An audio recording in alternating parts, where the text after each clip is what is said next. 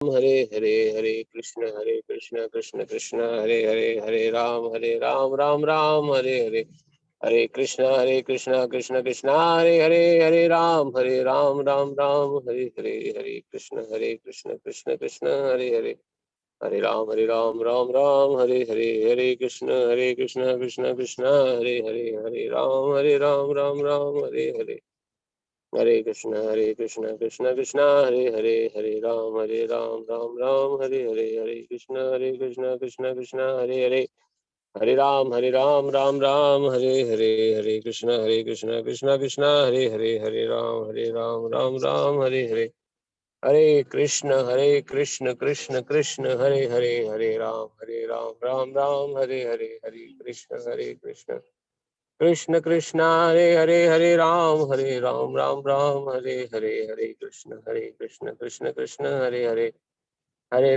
राम राम राम हरे कृष्ण कृष्ण कृष्ण हरे राम राम राम हरे कृष्ण कृष्ण कृष्ण हरे राम राम राम हरे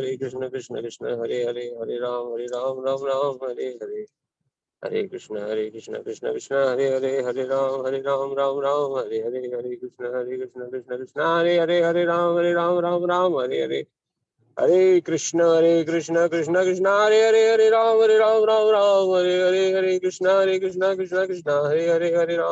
राम राम हरे कृष्ण कृष्ण कृष्ण हरे राम राम राम हरे कृष्ण कृष्ण कृष्ण हरे राम राम राम हरे कृष्ण कृष्ण कृष्ण हरे राम राम राम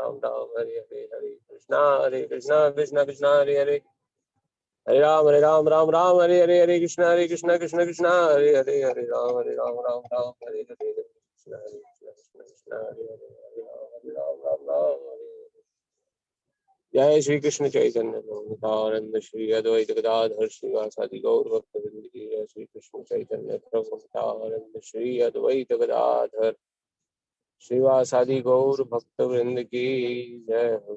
श्री कृष्ण चैतन्य प्रभु नित्यानंद श्री अद्वैत गदाधर श्रीवासादि गौर भक्तवृंद की जय।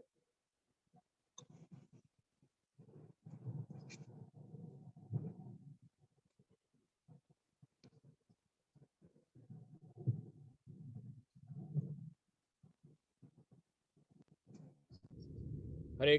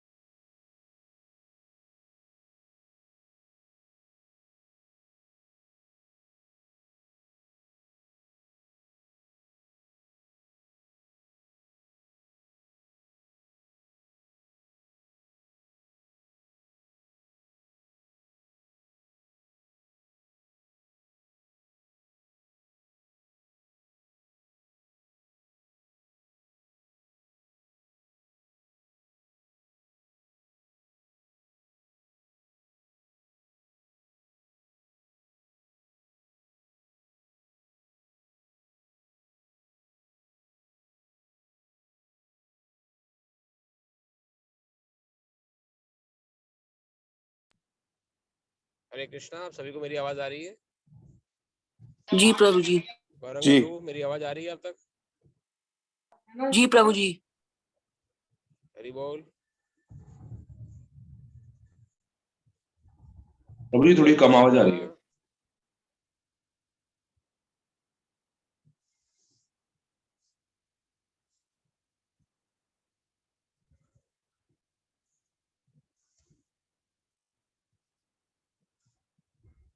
हरे कृष्णा। आलोक प्रभु, ग्रेग प्रभु, are you able to hear me? Yes प्रभु जी। जी हाँ जी।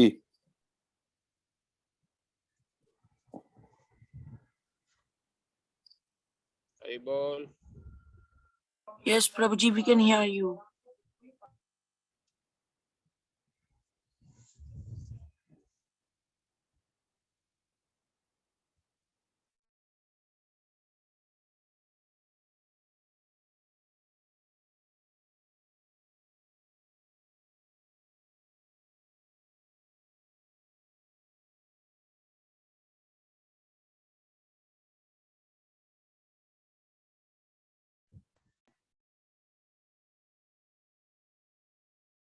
श्योर मेरी आवाज आप तक पहुंच रही है कि नहीं।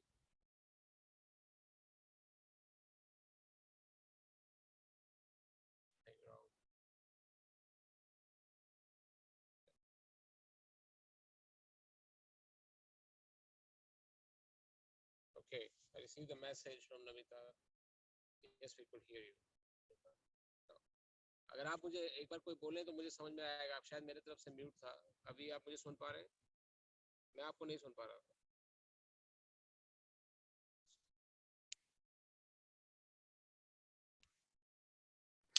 हाँ प्रभु, आवाज आ रही है आपकी। प्रभु जी कम आ रही है आवाज। Yeah, Girish Prabhu looks like he is joining back.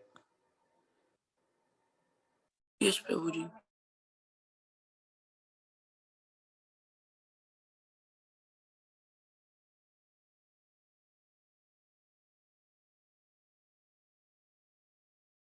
Hare Krishna. Hare Krishna, Prabhuji.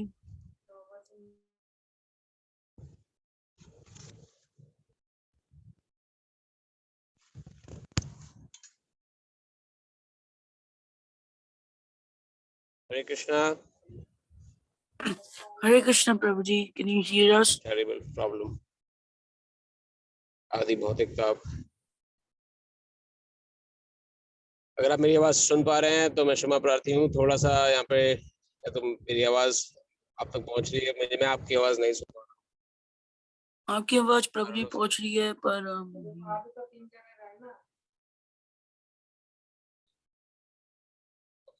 I see a message that my voice is reaching.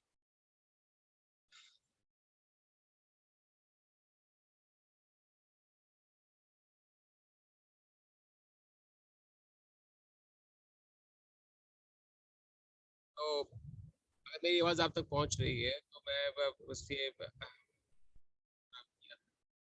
से हमें भगवान ने अभी तक अर्जुन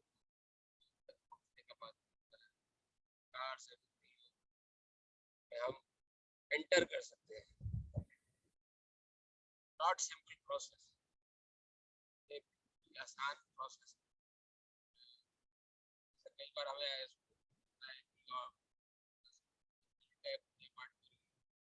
और दान दक्षिणा कर दी, भगवान प्रसन्न हो गए। वो एक प्रोसेस इसको कहेंगे कि हमने खूब दान दक्षिणा करी, खूब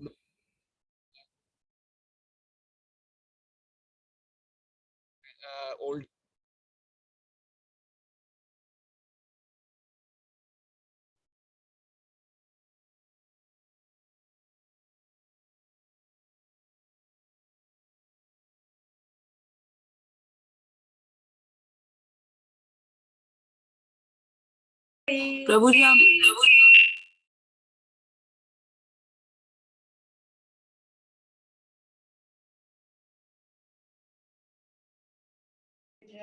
प्रभुजी हम म्यूट में हैं।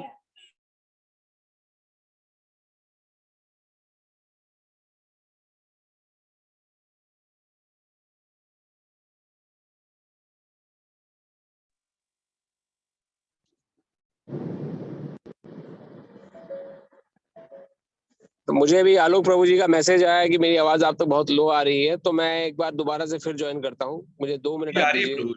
अभी आ रही है rejoin again. Prabhu ji, it goes out in and out again and again Prabhu ji. Okay, now it's okay but it goes in 2 minutes. Okay, now I can hear you. Prabhu. How about now? It is good?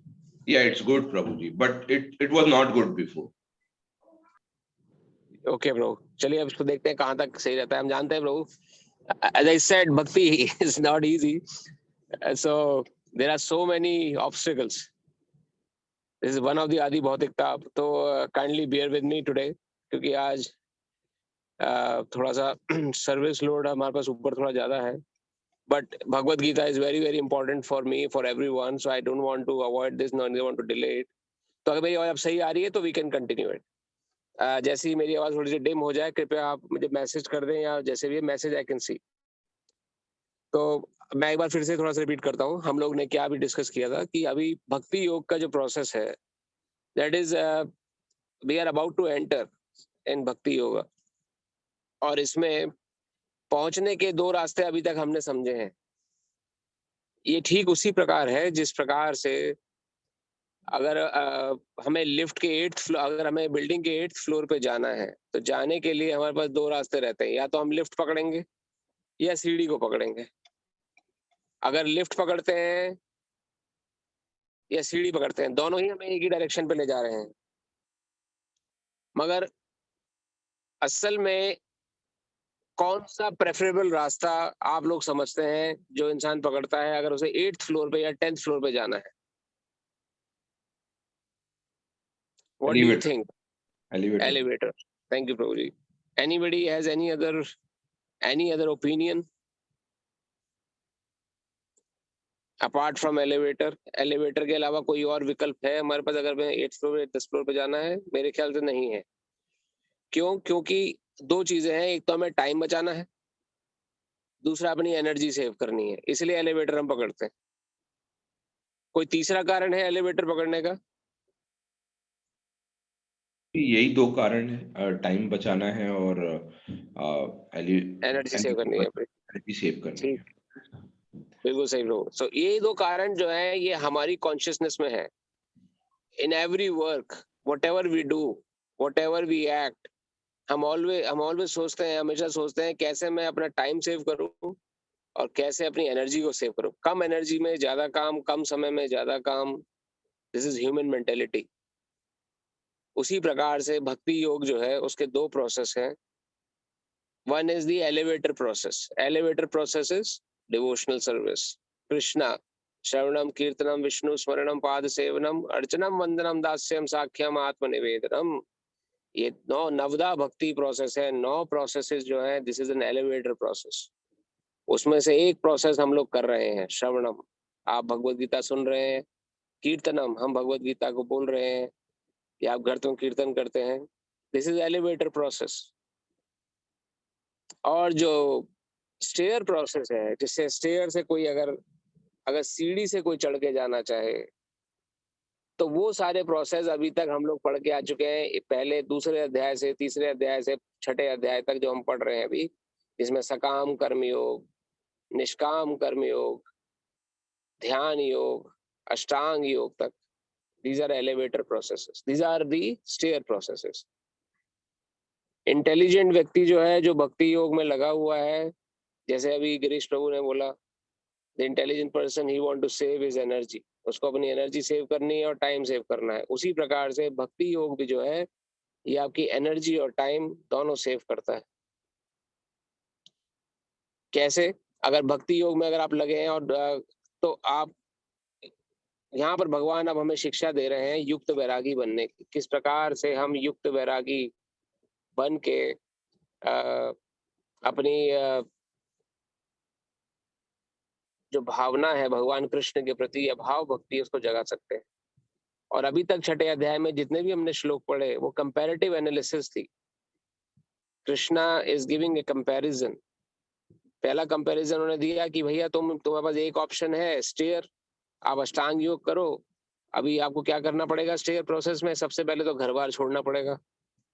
जहां भी आप रह रहे हो घर का त्याग करो, परिवार का त्याग करो, बीवी बच्चों को छोड़ दो, घर परिवार बिजनेस जो कर रहे हो उसे छोड़ के you have to go to forest, जंगल चले जाओ, एक सिक्योर्ड प्लेस। क्यों?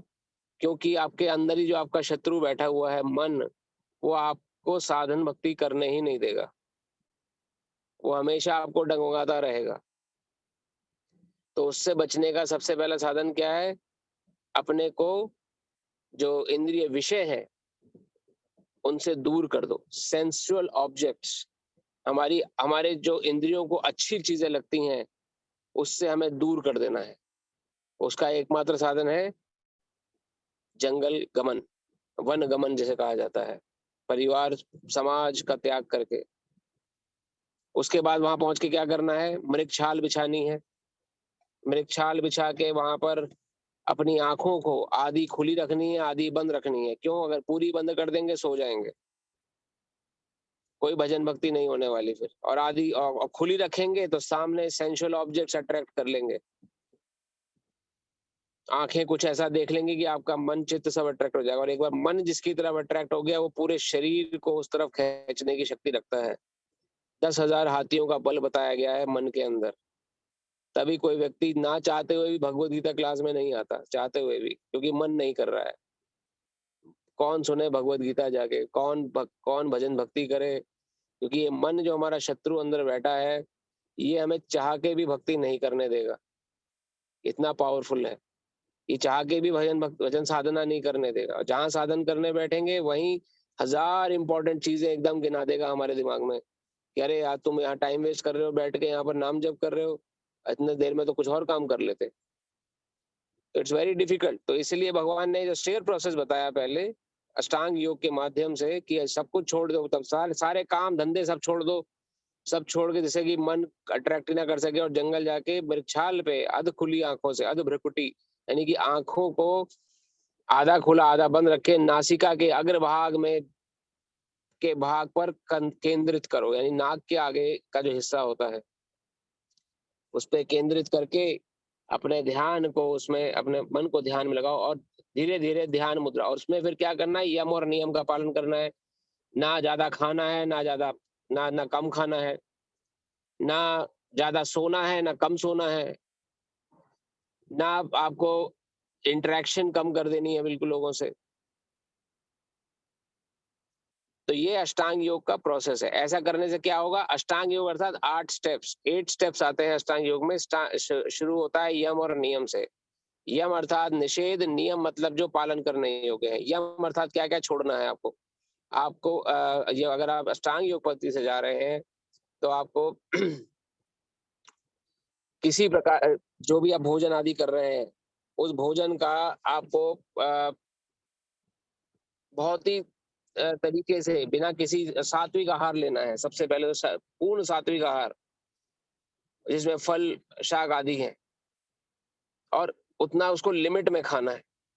ये नहीं कि बहुत स्वादिष्ट भोजन है तो एकदम भरपेट खा लिया फिर सो गए। जितना खाएंगे उतना जल्दी नींद आएगी। तो फिर अलग अलग प्रोसेस के माध्यम से भगवान ने बताया। तो ये है स्टेयर प्रोसेस। चॉइस आपकी है, अगर आपको ये प्रोसेस पकड़ना है, ये भी रास्ता भगवान तक ले जा रहा है।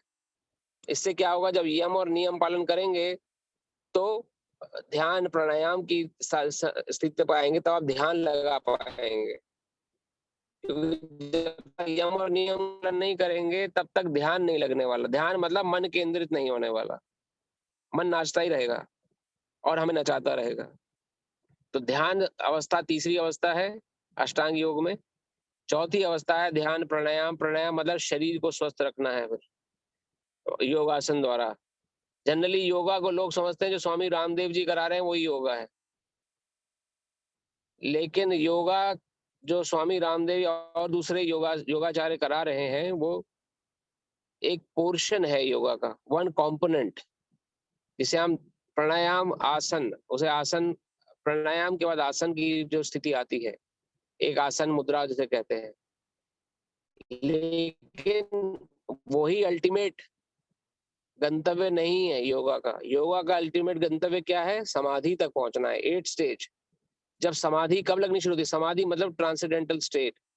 जब आप यम नियम ध्यान प्राणायाम आसन मुद्रा ये सब करते करते कुंडलिनी जागृत होगी है, हमारी गाड़ी वहां जाकर रुकती है।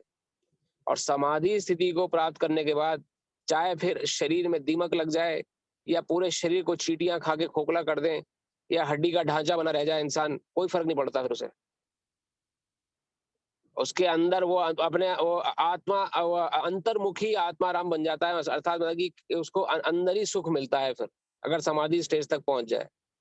इतनी ट्रांसेंडेंटल स्टेज है। शरीर के अंदर पूरा खोखला हो चुका है, शरीर पूरा, मांस की पूरी चमड़ी उतर चुकी है, हड्डियों का ढांचा दिखने लगा है, लेकिन प्राण फिर भी शरीर के अंदर ही है। वो प्राण शरीर को नहीं छोड़ते क्योंकि प्राण को अंदर शरीर के अंदर ही आनंद मिल रहा है।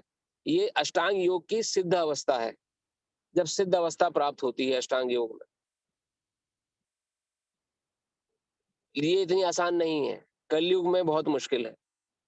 लेकिन ये आपको जब उस समाधि स्टेज पे पहुंचने के बाद योगी जो है वो अपनी इच्छा से किसी भी लोक में जा सकता है, अपना दिन निर्धारित कर सकता है किस दिन मुझे शरीर छोड़ना है, कैसे शरीर छोड़ना है, ये भगवान अब आगे बताएंगे। इसी चैप्टर में हम पढ़ेंगे कि योगी कैसे अपना डिसाइड करता है, हाउ ही डिसाइड्स कि मुझे कब अपना शरीर छोड़ना है, कब कौन सा समय चुनना है, दिन चुननी है, रात चुननी है, शरीर के किस भाग से आत्मा को पलायन कराना है। ये 9 द्वारों वाला शरीर जो है आपके पास भी है, मेरे पास भी है, इसके अंदर 9 द्वार हैं। इन 9 द्वारों में से आत्मा बाहर निकलती है।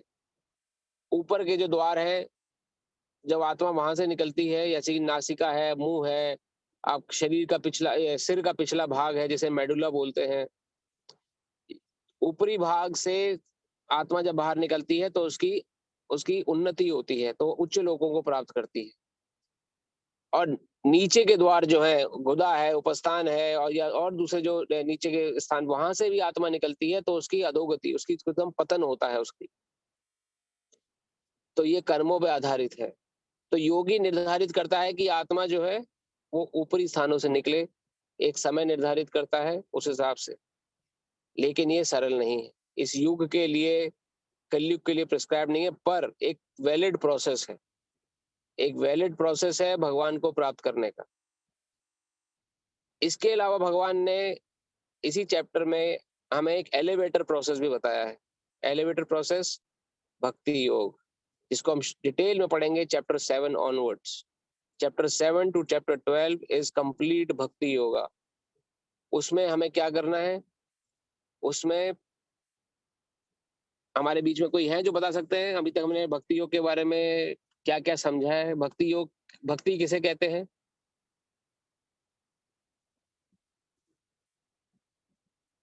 Any idea, any wild guess? हम बहुत बार इसका चर्चा कर चुके हैं अभी तक।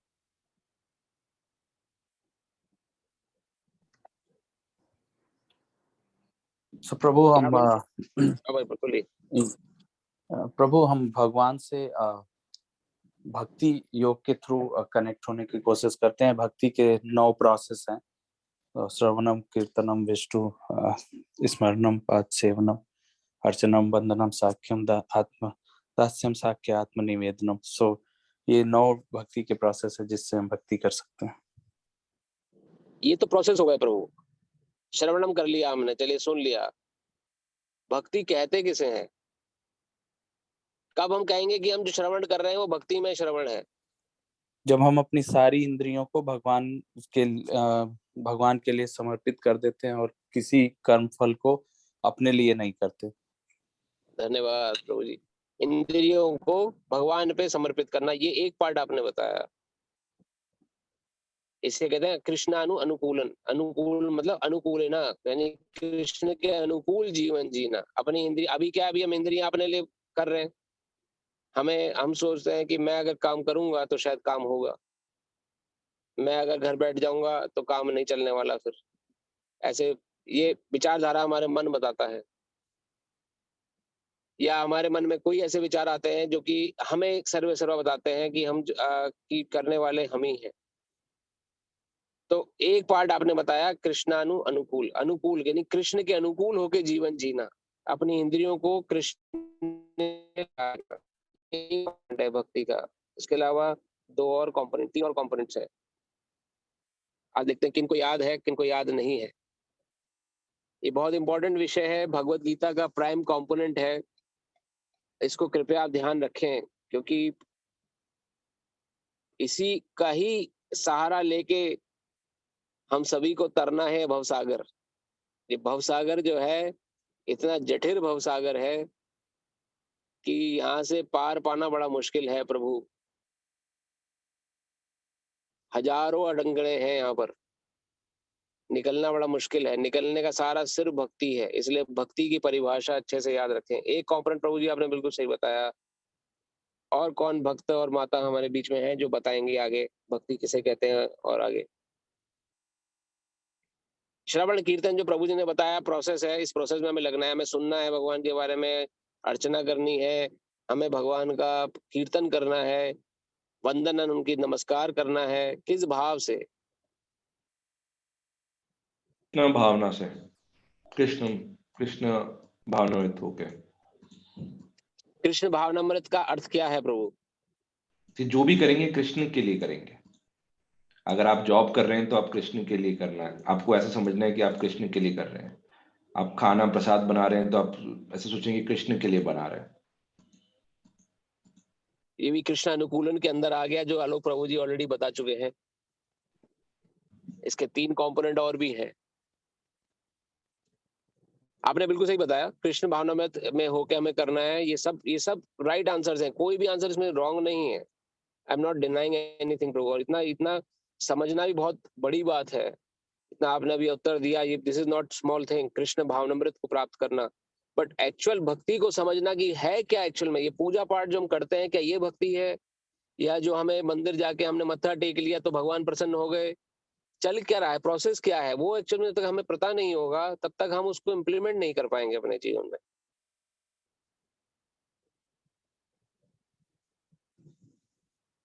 कोई माता हमारे बीच में, माता जी की तरफ से, जो जिनको याद हो, हमने क्या समझा था, भक्ति की परिभाषा किसे क्या क्या है?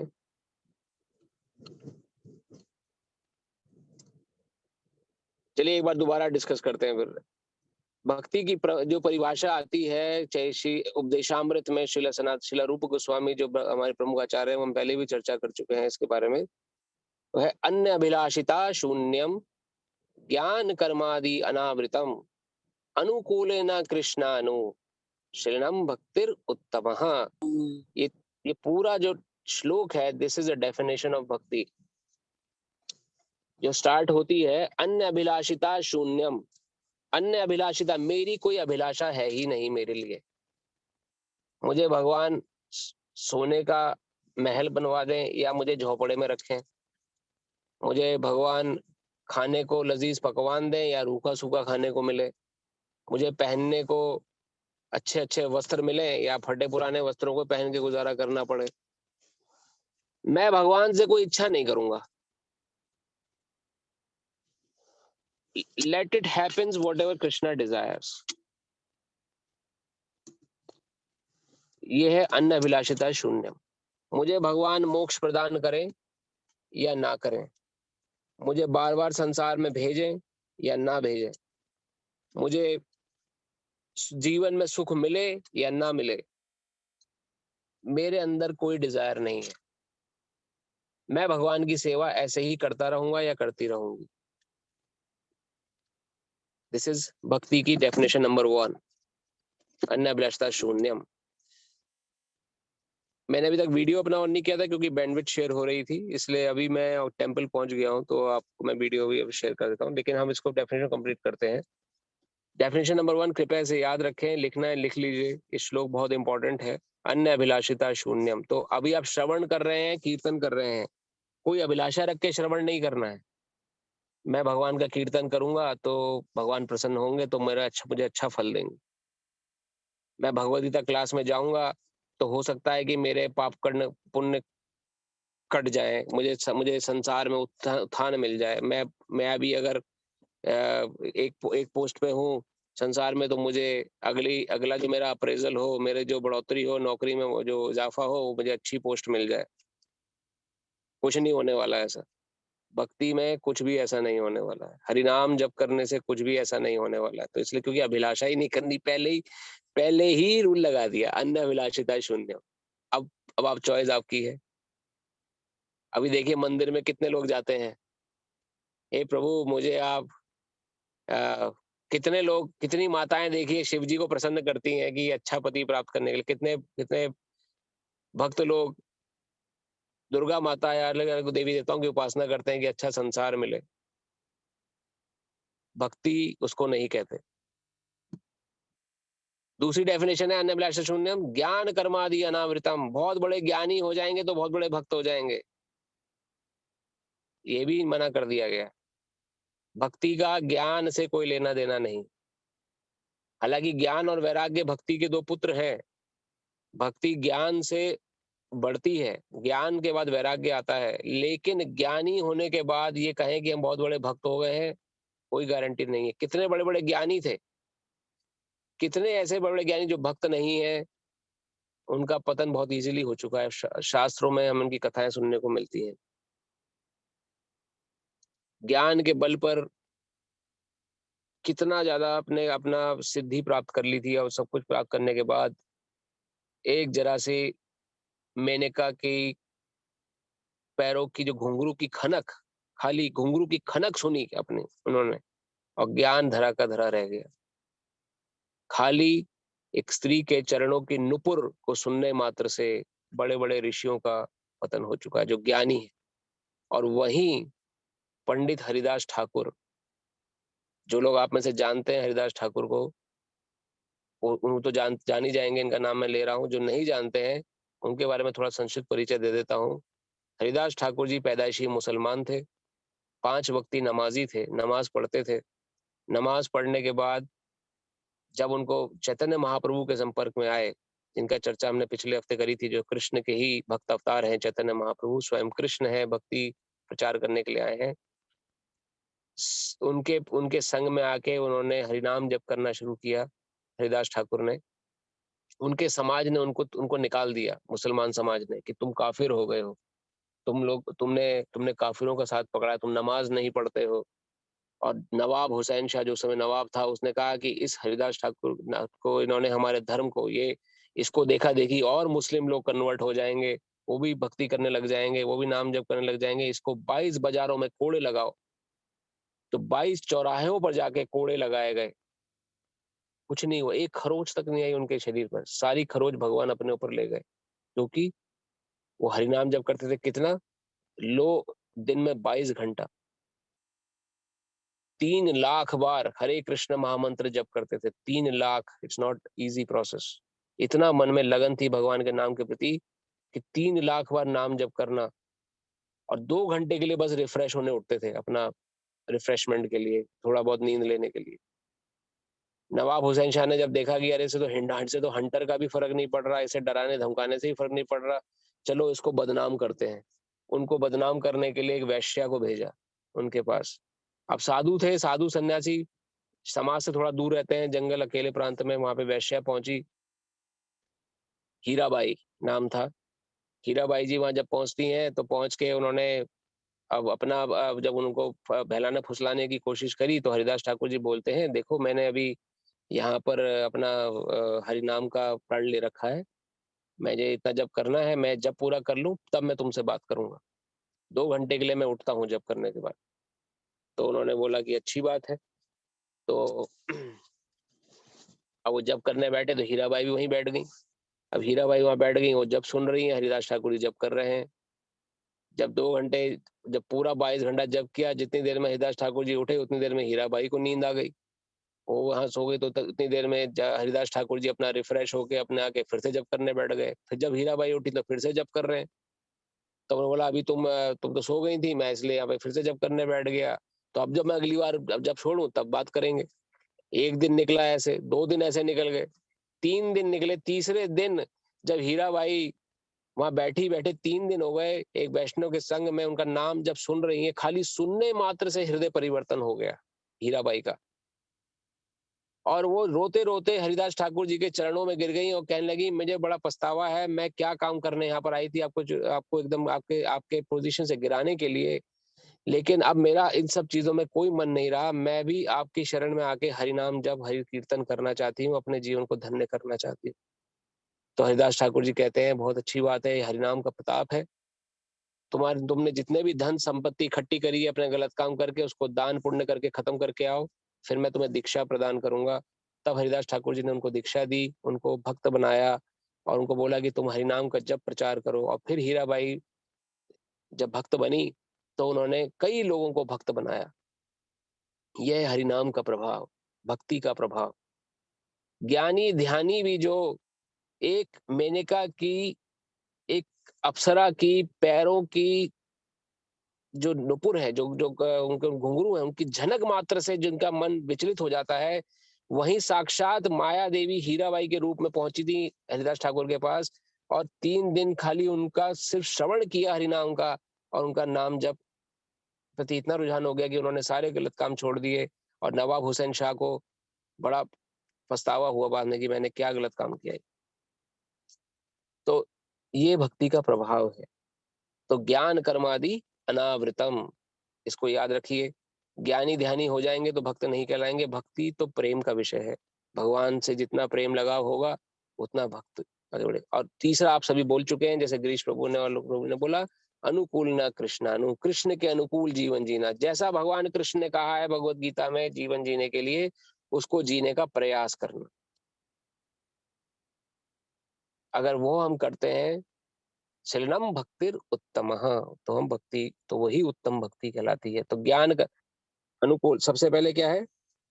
सबसे पहले है, याद रखिए, अन्य अभिलाषिता शून्यम। कोई अभिलाषा मत रखिए भगवान से। भगवान आप, मैं आपकी भगवत गीता क्लास में इसलिए जा रहा हूँ ताकि आप मुझे कहीं का प्राइम मिनिस्टर या प्रेसिडेंट बना दें, या मेरा बैंक बैलेंस बढ़ जाए, या कुछ हो जाए, ये सब हो जाए। कुछ नहीं होने वाला। अन्य अभिलाषा, बिना अभिलाषा करनी है भक्ति। ज्ञान कर्मादि, ज्ञान लेना है लेकिन ज्ञान में घमंड नहीं लाना। भगवत गीता हमने सुनने के बाद उसको प्रचार करना है, लोगों के बीच में उनको समझाना है, ताकि और लोगों का कल्याण हो सके और लोग भी अपने जीवन को धन्य कर सके, क्योंकि भगवान की वाणी है। तो ज्ञान के मद में चूर नहीं होना। ज्ञान और कर्मादि अनावृतम, कर्म यानी कि किसी प्रकार के कर्म, सकाम कर्म, जैसे होता है कि पूजा पाठ करी, भगवान आप इतना करेंगे तो मैं इतना दान दूंगा, इतना करेंगे तो मैं इतना आप पे चादर चढ़ाने आऊंगा, अब भगवान आप मेरी इच्छा पूरी कर देंगे तो मैं ₹1.25 का प्रसाद चढ़ाऊंगा, भगवान मेरी ये इच्छा पूरी हो जाएगी तो मैं लड्डू बंटवाऊंगा। ये बिजनेस हो रहा है भगवान से, ये भक्ति नहीं हो रही है। दिस इज बिजनेस, इसको नहीं करना है। तो हमें श्रवण कीर्तन में लगना है, इन स्टेप्स के माध्यम से अनुकूल जीवन जीते हुए भगवान के अनुसार। और वही इस चैप्टर में श्रील प्रभुपाद समझा रहे हैं। एलिवेटर प्रोसेस क्या है? अनुकूल कृष्ण के जीना, श्रवण कीर्तन आदि प्रोसेस में लग के उसके लिए क्या करना पड़ेगा? देखिए, स्टेप वाले प्रोसेस में क्या था कि जंगल जाना पड़ रहा था, घर बार छोड़ना पड़ रहा था, परिवार छोड़ना पड़ रहा था, और मन को जबरदस्ती निग्रह करके, मन को जबरदस्ती केंद्रित करना पड़ रहा था भक्ति करने में। यही भक्ति करते हुए, भक्ति प्रोसेस में कितना सरल प्रोसेस है। ना कहीं जंगल जाने की आवश्यकता है, ना घर बार छोड़ने की आवश्यकता है, ना आपको मन से जबरदस्ती की लड़ाई लड़ने की आवश्यकता है। क्या करना है? जो करना है कृष्ण के लिए करना है। जैसे आलोक प्रभु जी बोले, हम खाना खा रहे हैं तो भगवान को पहले भोग लगाएंगे, बिना भोग लगाए कुछ नहीं खाएंगे। तो अपने आप देखिए निग्रह हो गया ना मन। अभी मन कहता है चलो होटल में जाना के खाना खाएं, या कहीं पे पार्टी हो रही है वहां पे कुछ भी गंदा संदा खाएं। अगर उसका भोग नहीं लगा तो भक्त कोशिश करता है वही खाए जो भगवान को ऑफर्ड है, भक्त जो भगवान को अर्पित किया गया है। जो भगवान को अर्पित नहीं किया गया है उसको भक्त देखता तक नहीं है। जिसको कृष्ण ने नहीं खाया वो उसको छोड़ देता है। तो इसकी बहुत सी कथा है। श्रीला प्रभुपाद जी के जो गुरु जी थे, श्रीला भक्ति सिद्धांत श्री ठाकुर, जब वो छोटे थे, तो छोटे बच्चे थे, 5 वर्ष के बालक, तो उन्होंने एक बार आम उनके पिताजी लेके आए, और आम उनको पसंद था, तो उन्होंने आम को काटा अपनी माँ की मदद से और आम को खा लिया। तो उनके पिताजी जो जो खुद बहुत बड़े वैष्णव थे, श्रीला भक्ति विनोद ठाकुर ने बोला, क्या तुमने जो आम खाया है, क्या तुमने भगवान को पहले ऑफर किया था, उसका भोग लगाया था? तो 5 वर्ष का बालक बोलता है कि मैं भोग तो नहीं लगाया, मेरा मन हुआ, मैंने खा लिया। तो वहां पे श्रीला भक्ति विनोद ठाकुर के पिताजी समझाते हैं कि भगवान को ऑफर किए बिना जो भी हम खाते हैं सीधा पाप खाते हैं। क्योंकि वो किस माध्यम से वो अन्न बना है, किस माध्यम से वो अन्न आपके सामने आया है, कैसे आया है, उस सब का उसके अंदर सिंफुल रिएक्शंस रहते हैं। भगवान को ऑफर करके बाद जब आप भोजन खाएंगे तो शुद्ध हो जाएगा भगवान, उसके अंदर सारी गलत चीजें निकाल लेंगे। जो भी भाव, जिस भाव से वो अन्न पकाया गया, जिस भाव, अगर कोई अन्न बना रहा है, उसके मन में कुछ गलत भाव चल रहा है, तो भाव सटल रूप में उस अन्न के अंदर प्रवेश कर जाता है। शास्त्रों की वाणी है, इसलिए बिना भोग लगाए कभी ना खाएं। तो जब वो 5 वर्ष के बालक ने सुना कि भोग लगाना इतना जरूरी है, तो उन्होंने तभी प्रण किया कि आज से मैं आम नहीं खाऊंगा, क्योंकि आम खाने से मेरे अंदर भगवान को ऑफर करने की प्रवृत्ति चली गई, और मैं आम को आज से छूंगा नहीं। और पूरी जिंदगी उन्होंने आम नहीं खाया। एक बार जब वो गुरु बने, शिष्य, जब वो वही 5 वर्ष का वाला जब बड़े होकर जब श्रीला प्रभुपाद जी के गुरु बने, तो एक बार उनके शिष्यों ने आम काटा, और उन्होंने बोला अपने गुरु महाराज को, गुरु महाराज जी आप ये आम खाइए, ये ऑफर्ड है। तो बोलते हैं कि उनको कि मैं आम नहीं खाऊंगा, आई एम एन ऑफेंडर, मैं एक अपराधी हूँ। जिस प्रकार अपराधी को सजा मिलनी चाहिए, उन्होंने पूरी जिंदगी वो सजा उठाई, खाली भोग न लगा के खाने से। तो जो भक्त होता है, कहने का अर्थ इसलिए है कि जो भक्त है वो भगवान को ऑफर किए बिना कुछ भी नहीं खाता ना चखता, तो अपने आप उसका मन कंट्रोल हो जाता है। अपने आप चाहे होटल में कितने अच्छे पकवान क्यों ना बकरे में, कुछ जाएगा ही नहीं वहां पर, तो पता है कि वहां ऑफर तो हुआ नहीं भगवान को। तो जीवा निग्रह हो गई। देखिए, अलग से मन को कंट्रोल नहीं करना पड़ा। जहां कृष्णमय हुए, जहां भगवान को ऑफर करने की प्रवृत्ति मन में जागृत हुई, वहीं पे आपकी जिह्वा निग्रह हो गई। आपको अलग से प्रयास नहीं करना पड़ा। वहीं योगी को अलग से प्रयास करना पड़ता है। उसको जबरदस्ती अपने मन को कंट्रोल करके अच्छी चीजों से अपने को दूर रखना पड़ता है। लेकिन यहाँ कृष्ण के लिए जीवन जी रहे हैं, तो कृष्ण को अर्पित किया भोजन ही खाएंगे, तो कृष्णमय हो गए, तो आपको अलग से प्रयास नहीं करना पड़ा। अब कुछ भी आप इससे जोड़ लीजिए। हम आ, कितना सोएंगे? सुबह जल्दी उठना है क्योंकि भगवान की आरती करनी है, मंगल आरती में जाना है, हरि नाम जप करना है, तो अपने आप कम सोने की आदत लग गई। कहीं कहाँ जाएंगे तो हमें हमें ज्यादा मंदिर में सेवा के लिए, मंदिर दर्शन करने के लिए जाना है, तो अलग अलग पब्स में या किसी और मदिरालय में या जहाँ भी या कैसीनोज में जाने की आदत छूट गई। अपने आप कोई प्रयास नहीं करना पड़ा। अब जब भी वहां घर से बाहर निकलते हैं, या तो मंदिर जाते हैं, या सेवा करने जाते हैं, या भगवान की भक्तों की कहीं गोष्ठी हो रही है वहां जाते हैं, भगवान से अपने को जोड़ लिया, तो ये सब चीजें अपने आप छूट जाती हैं। तो इसे कहते हैं एलिवेटर प्रोसेस। इसमें आपको कुछ करने की आवश्यकता नहीं, सिर्फ अपने को कृष्णमय बनाना है। कृष्णमय बनते ही आप ऑटोमेटिकली सारी वो सिद्धियां प्राप्त कर लेंगे जो एक योगी जंगल में जाके प्राप्त करता है। वही इस चैप्टर का विषय वस्तु है। तो अब हम श्लोक पर चलते हैं। हमने 20 श्लोक तक पढ़ा था। गौरंग प्रभु, मैं आपसे रिक्वेस्ट करूंगा एक बार आप अगर वो शेयर कर दें दोबारा से स्क्रीन भगवत गीता की।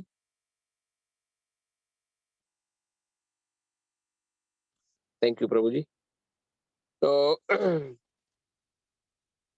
हम लोग अभी तक भगवत गीता में जो 6 चैप्टर में भगवान ने अभी तक हमें यही सब समझाया है कि किस प्रकार से कंपैरेटिव एनालिसिस करते हुए हम लोग ये सुन के आ चुके हैं कि अष्टांग योग एक प्रोसेस है जिसको आप फॉलो कर सकते हैं, और एक भक्ति योग है। तो अब हम श्लोक नंबर 20 to 23 हमने पढ़ लिया था। इसको थोड़ा स्क्रॉल डाउन नीचे करेंगे प्रभु।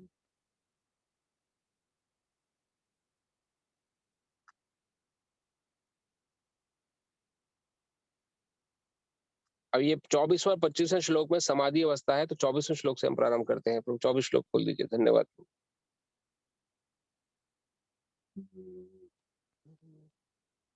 कृष्णा कृष्णा।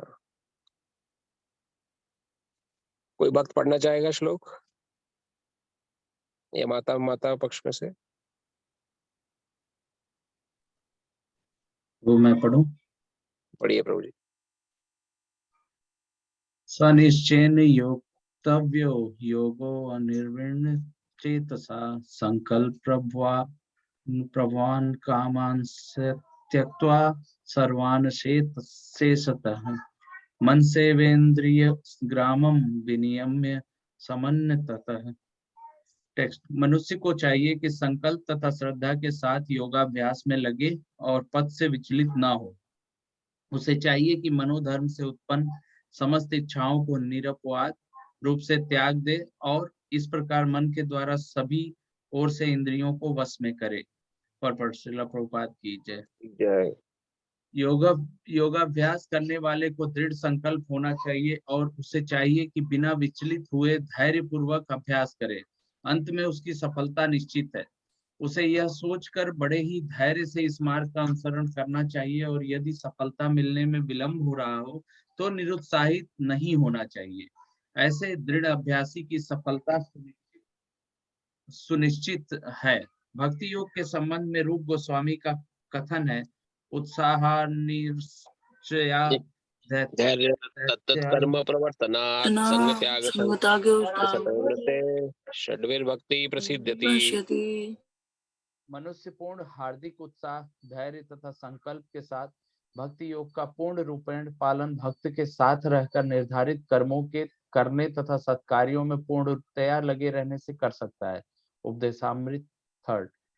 जहां तक संकल्प की बात है, मनुष्य को चाहिए कि उस गौरैया का आदर्श ग्रहण करे जिसके सारे अंडे समुद्र की लहरों में मग्न हो गए थे। कहते हैं कि एक गौरैया ने समुद्र तट पर अंडे दिए, किंतु विशाल समुद्र उन्हें अपनी लहरों में समेट ले गया। इस पर गौरैया अत्यंत क्षुब्ध हुई और उसने समुद्र से अंडे लौटा देने के लिए कहा, किंतु समुद्र ने उसकी प्रार्थना पर कोई ध्यान नहीं दिया। अतः उसने समुद्र को सुखा डालने की ठान ली और अपनी नन्ही सी चोंच से पानी उलीचने लगी। सभी उसके इस असंभव संकल्प का उपहास करने लगे। उसके इस कार्य की सर्वत्र चर्चा चलने लगी, तो अंत में भगवान विष्णु के विराट वाहन पक्षीराज गरुड़ ने यह बात सुनी।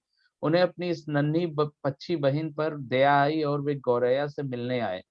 गरुड़ उस नन्ही गौरैया के निश्चय से बहुत प्रसन्न हुए और उन्होंने उसकी सहायता करने का वचन दिया। गरुड़ ने तुरंत समुद्र से कहा कि वह उसके अंडे लौटा दे, नहीं तो उसे स्वयं आगे आना पड़ेगा।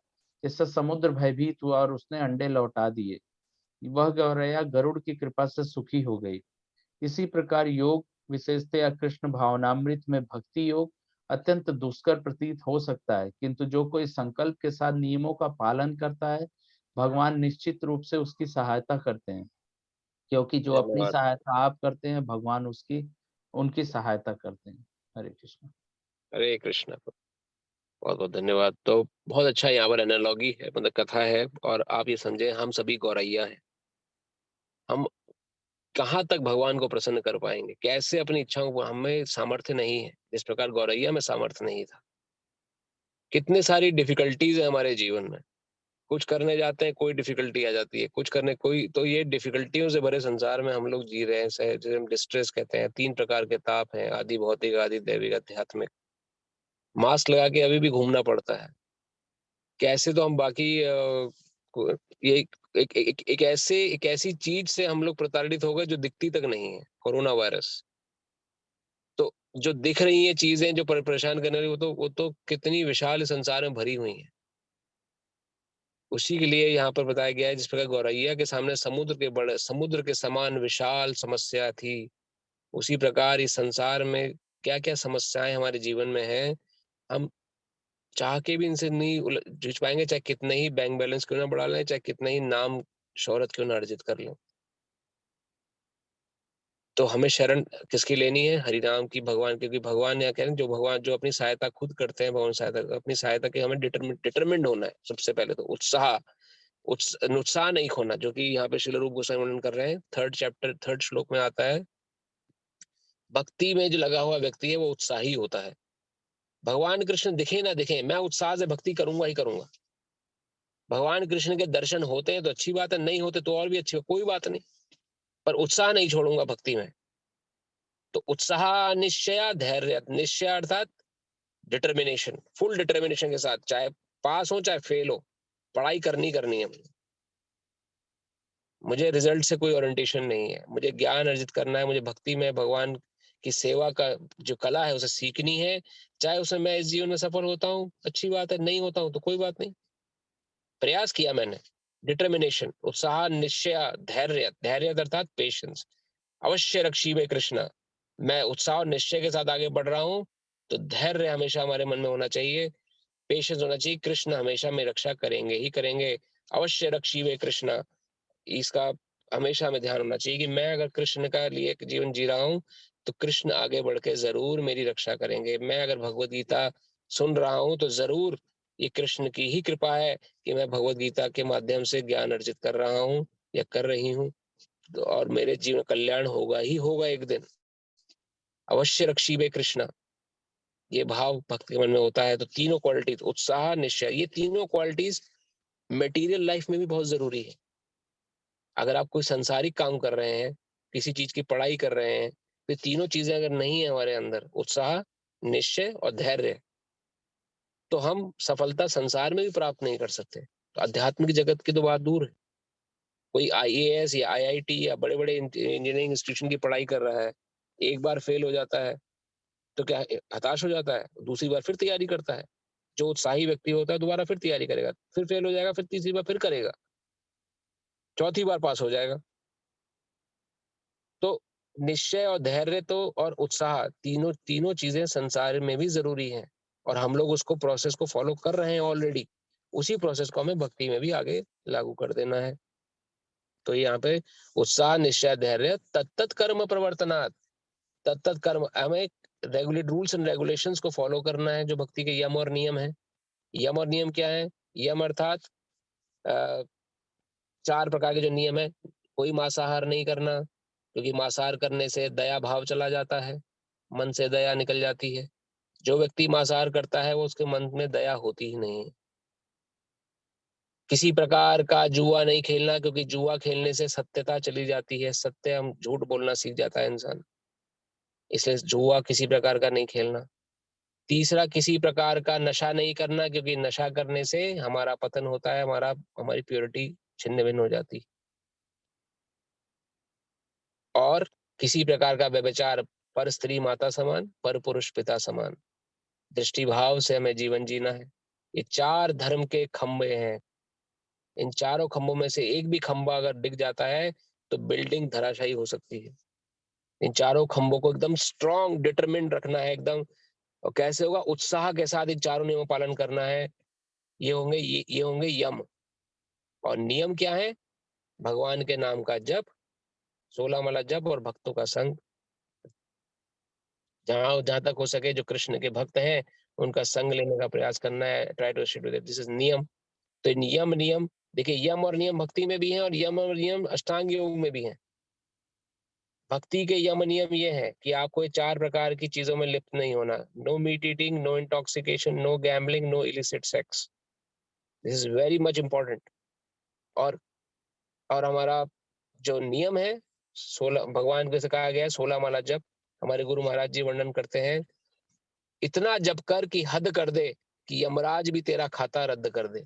इतना जप करना चाहिए कि हम सबका जो खाता खुला हुआ है यमराज जी के घर में और यमराज जी के दरबार में, हम सभी का खाता खुला हुआ है। चाहे कितने ही बड़े हम इंजीनियर क्यों ना हो, कितने ही बड़े आईटी प्रोफेशनल क्यों ना हो, कितने ही बड़े हम बैरिस्टर क्यों ना हो, कितने ही बड़े हम पैसे वाले क्यों ना हो, नामी गामी शोहरत वाले व्यक्ति क्यों ना हो, हम सबका खाता यमराज जी के घर में खुला हुआ है। ना वहां से हमें कोई परिवार वाला बचाने वाला आ सकता है, ना हमारी प्रॉपर्टी, ना हमारा शोहरत बचा सकती है। वहां हम सबको खुद ही फेस करना है। It's a court house. वहां हमें खुद ही कटघरे में खड़े होना और एक एक दिन का हिसाब हमारे सामने रखा जाएगा। और गवाह कौन बनेंगे? शास्त्रों के अनुसार, गरुड़ पुराण के अनुसार, सूर्य चंद्र तारे, चहुं दिशाएं, चारों दिशाएं, ये जितनी भी हैं, ईस्ट वेस्ट, ये हमारी गवाह बनती हैं उस समय कि हमने किस समय क्या काम किया और वो शास्त्र संगत था कि शास्त्र संगत नहीं था। और सबसे बड़ा गवाह तो भगवान कृष्ण परमात्मा रूप में हम सबके हृदय में विराजित हैं। सब जानते हैं सबके मन में क्या चल रहा है, उनसे तो कोई नहीं बच सकता। लेकिन फिर भी इंसान गलत काम करता है। क्यों? क्योंकि ये मन जो है, इस मन के हाथों नाच रहा है। मन को सबसे बड़ा शत्रु बताया गया है, वही मित्र भी है, भगवान इसी चैप्टर बताएंगे। तो ये नियमों का पालन करना है दृढ़ता से। यम नियम जो है, जो हम दृढ़ता से पालन करते हैं, ये भक्ति का एक अंग है। यहाँ पे उद्देश्य आया है। और इसी श्लोक में यहाँ भी ये भी आया है कि योगाभ्यास करने वाले दृढ़ संकल्प होना चाहिए। जो योगाभ्यास करने, यहाँ पे इंडिकेट किया गया है अष्टांग योगी को। जो योगाभ्यास वाला है, जो कि सब कुछ छोड़ छाड़ के जंगल जा रहा है और जंगल जाके भी वही सब गलत काम कर रहा है, तो घर बार छोड़ने की आवश्यकता थी इसको? जब उसे वही सब काम करने थे, साधु का चोला पहन के भोगी का जीवन जीना था, तो साधु का चोला पहना ही क्यों?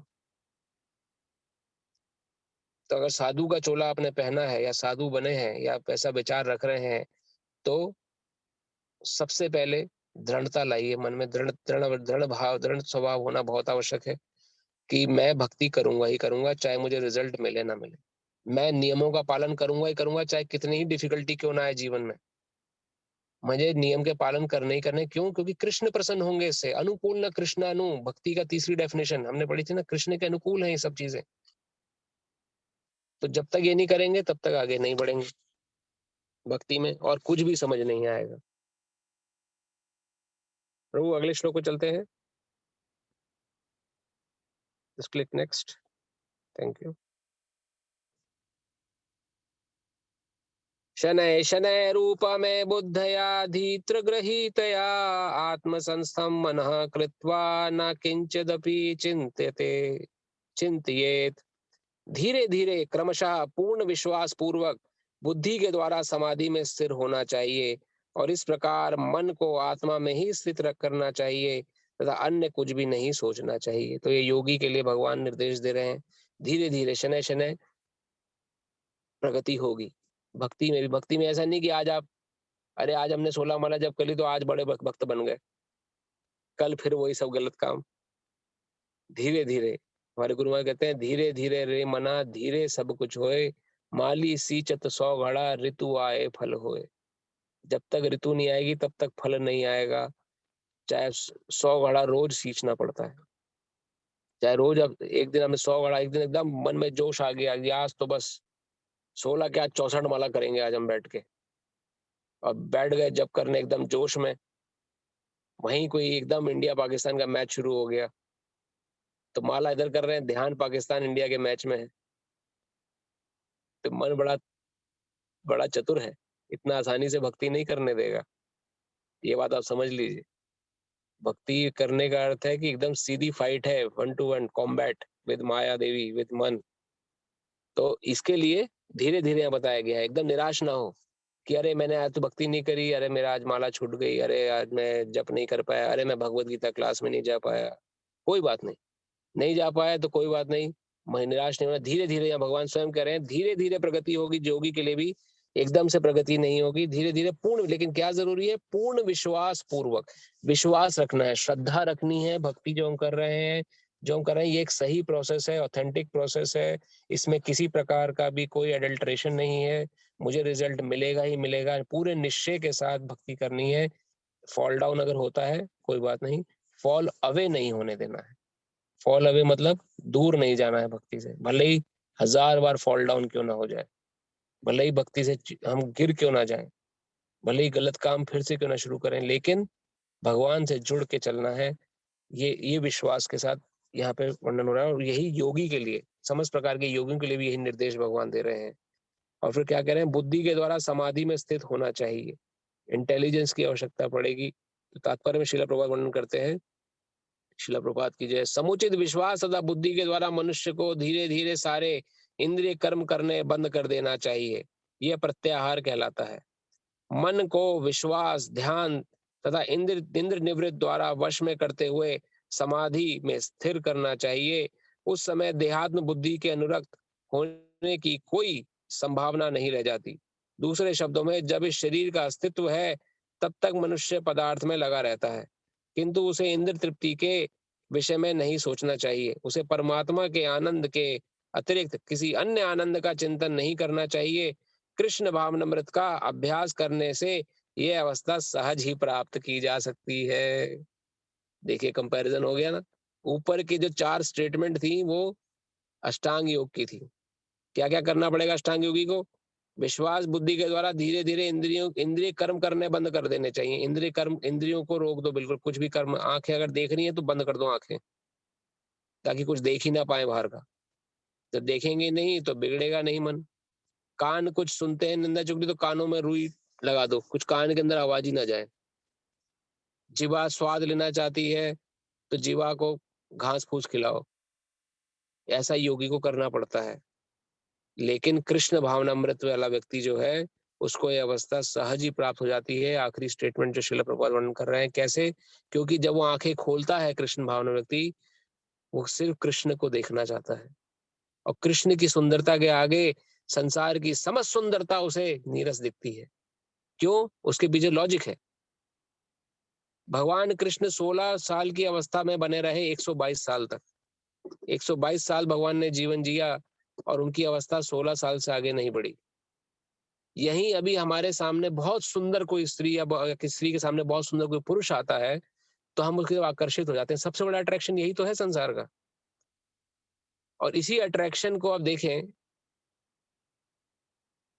कितने साल का रहता है अट्रैक्शन ये,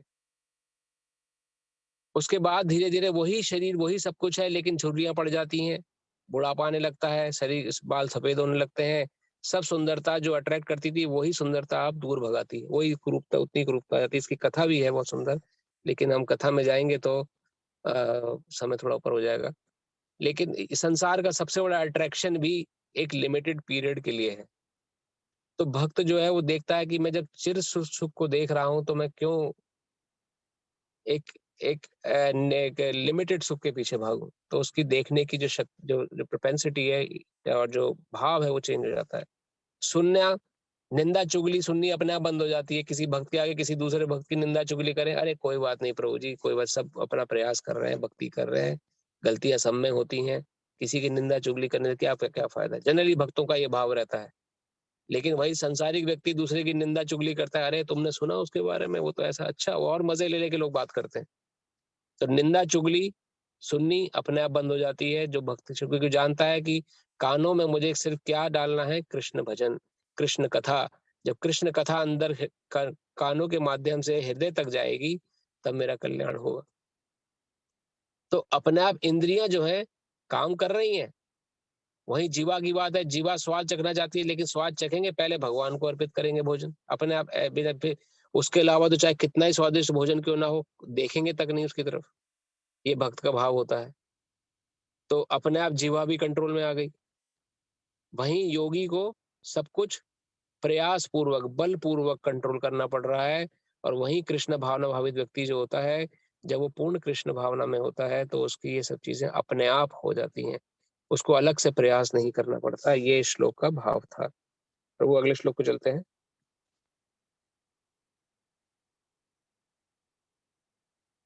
यतो यतो निश्चरति मनश्चंचलमस्थिरं ततस्ततो नियमैदात्मैव वंशनयेत।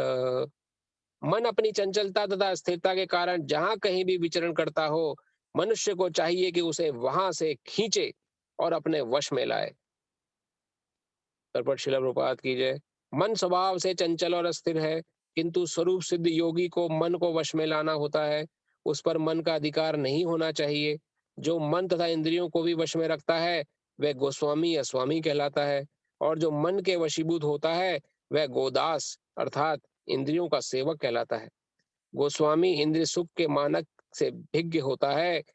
दिव्य इंद्रिय सुख वह है जिसमें इंद्रियां ऋषिकेश अर्थात इंद्रियों के स्वामी भगवान कृष्ण की सेवा में लगी रहती हैं। शुद्ध इंद्रियों के द्वारा कृष्ण की सेवा ही कृष्ण चेतना या कृष्ण भावनामृत कहलाती है। इंद्रियों का को पूर्ण वश में लाने की यही विधि है। इससे भी बढ़कर बात यह है कि यह योगाभ्यास की परम सिद्धि भी है। और यहाँ देखिए फिर कंपैरिजन हुआ, जहां पर मन एक योगी को जबरदस्ती खींच के लाना पड़ता है, क्योंकि कृष्ण तो उसके ध्यान में होते नहीं ना। उसके ध्यान में तो क्या है, अपनी योग सिद्धियां हैं, उसे सिद्धि अर्जित करनी है, उसे कृष्ण अर्जित नहीं करना है। एक अष्टांग योगी को सिद्धि अर्जित करके फिर उच्च लोगों की प्राप्ति करनी है। तो सिद्धियों के लिए ऊपर चल रहा है। अष्ट सिद्धियां हैं, 8 प्रकार की सिद्धियों के लिए योगी साधन करते हैं अष्टांग योगी। अणिमा, लघिमा, वशिता, कामा, वसायिता, प्राकम्या, ये 8 प्रकार की सिद्धियां हैं।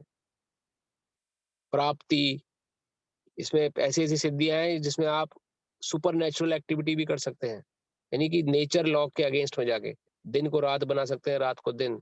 इसे कहते हैं कामा वसायिता सिद्धि। प्राकम्य सिद्धि जो है, जिसमें आप एक्टिविटीज एकदम कर सकते हैं, लेकिन आपको नेचर लॉस को पार नहीं कर पाएंगे। आप में तो नेचर के जो नियम है, दिन को रात नहीं बना पाएंगे या रात को दिन नहीं बना पाएंगे, वो प्राकम्य सिद्धि है। उसमें आप क्या करेंगे, नाक के अंदर कुछ घुसाया, कान से निकाल लिया, या फिर कुछ भी एक्स्ट्रा एक्टिविटी करी, तो उसी को देख के लोग कई बार चकित हो जाते हैं कि यार ये तो बहुत ही उच्च कोटि का कोई व्यक्ति है, सिद्ध महात्मा है, इसको पूजा, उसको भगवान मानते हैं कई बार। लेकिन वो सिद्धियां हैं, इससे कंफ्यूज नहीं होना है। ये 8 सिद्धियां हैं। ये 8 सिद्धियां हाथ जोड़ के खड़ी रहती हैं भक्त के आगे, लेकिन भक्त उनको देखता तक नहीं है, क्योंकि उसका डायरेक्शन, उसका गोल कृष्ण है। मुझे कृष्ण को प्रसन्न करना है, मुझे सिद्धियों के चक्कर में नहीं पड़ना। सिद्धियां हाथ जोड़ के खड़ी रहती हैं भक्त के आगे। तो जो ऐसा व्यक्ति है सिद्धियों के पीछे है, या जो अपने जो योगी भाव, जो योगी मन को वश, उसको मन को वश में करना बहुत आवश्यक है। और जबरदस्ती खींच के लाएगा नहीं मन को, तब तक मन उसको नचाता रहेगा। वहीं जो भक्त है, उसका मन कृष्ण में ही लगा हुआ है। वो कृष्ण से परे कुछ सोच ही नहीं रहा है, अरे अब मैं कैसे सेवा करूं, कैसे मेरे पास अगर 1 घंटा भी फ्री मिल रहा है मुझे 24 घंटे में, मैं कौन सी भगवान की सेवा जोड़ दूं उसमें। मैं भगवत गीता पढ़ रहा हूँ, तो चलो मैं श्रीमद् भागवत भी पढ़ना शुरू कर देता हूँ। अगर मैं कुछ प्रयास कर रहा हूँ, तो इस प्रकार से उसके मन में कैलकुलेशन चलती रहती है, कैसे भगवान की सेवा हो जाए। तो उसका मन ऑटोमेटिकली कृष्णमय हो गया, सद गया, उसे अलग से प्रयास ही नहीं करना पड़ा। तो ये अवस्था भक्त की अवस्था होती है। वहीं जिस योगी है, उसे खींच के लाना पड़ता है अपना मन। प्रभु अगले श्लोक को चलते हैं। यही विराम देते हैं, 10:20 हो गया। यही विराम देना है प्रभु। ठीक है, और सब भक्तों की भी यही राय है? क्योंकि अगर ये श्रृंखला ये छोटे श्लोकों की है तो मैं सोच रहा था कि हम 30 तक आज पहुंच जाते तो हमारे कुछ श्लोक रहेंगे, लेकिन अगर सभी का यही है तो वी कैन। तो नीरज प्रभु जी कह रहे हैं कि can we have Ekadashi detail? Sure प्रभु, तो हम यही विराम देते हैं। तो श्लोक संख्या नंबर 26 तक हमने आज पढ़ा, 27 से आगे हम आगे पढ़ेंगे। तो नीरज प्रभु जी, एकादशी के बारे में कोई विशेष प्रश्न है आपका, या ऐसे ही आप मतलब जानना चाह रहे हैं कुछ? एकादशी परसों है, 28 तारीख की एकादशी आ रही है, मंडे की। हरे कृष्ण प्रभु, बस यही मुझे कंफर्म करना था क्योंकि डेट्स नहीं थी मेरे पास। अच्छा, मैं अभी वो डेट भी डाल दूंगा, 28 तारीख की एकादशी है। और आज की कथा से रिलेटेड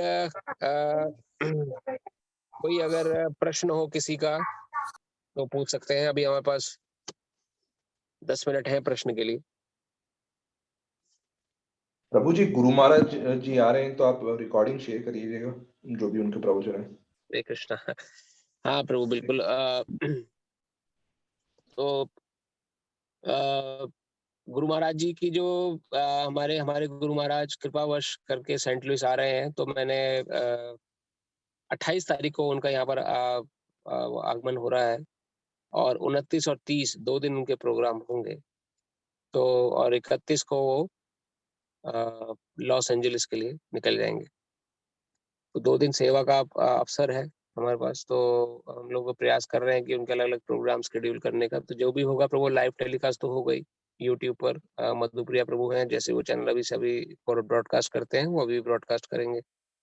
और किसी को अगर आप सभी आमंत्रित हैं जो सेंट लुइस लोकल में रहते हैं, वो महाराज जी से मिलने आ सकते हैं। हमारा घर नजदीक में अगर आपको पड़ता हो तो कृपया आप आएं, जब भी आपको सहूलियत तो आप महाराज जी के दर्शन कर सकते हैं। और वैसे उनके प्रोग्राम मंडे जो शेड्यूल है वो शेड्यूल टेम्पल से भी जारी होगा, और एक आध होम प्रोग्राम भी हो सकता है। तो होम प्रोग्राम में अभी डिस्कशन चल रहा है कि वेन्यू डिसाइड हो रहा है। अभी मैंने पहले प्रज्ञा माता जी आपसे भी डिस्कस किया था, लेकिन अभी शायद कुछ वेन्यू को लेके भी डिस्कशन चल रहा है अभी। तो hopefully we are trying to have a bigger place so that हम बिग लार्ज गैदरिंग प्रोग्राम कर सकें। तो I will keep you updated about it. उसके अलावा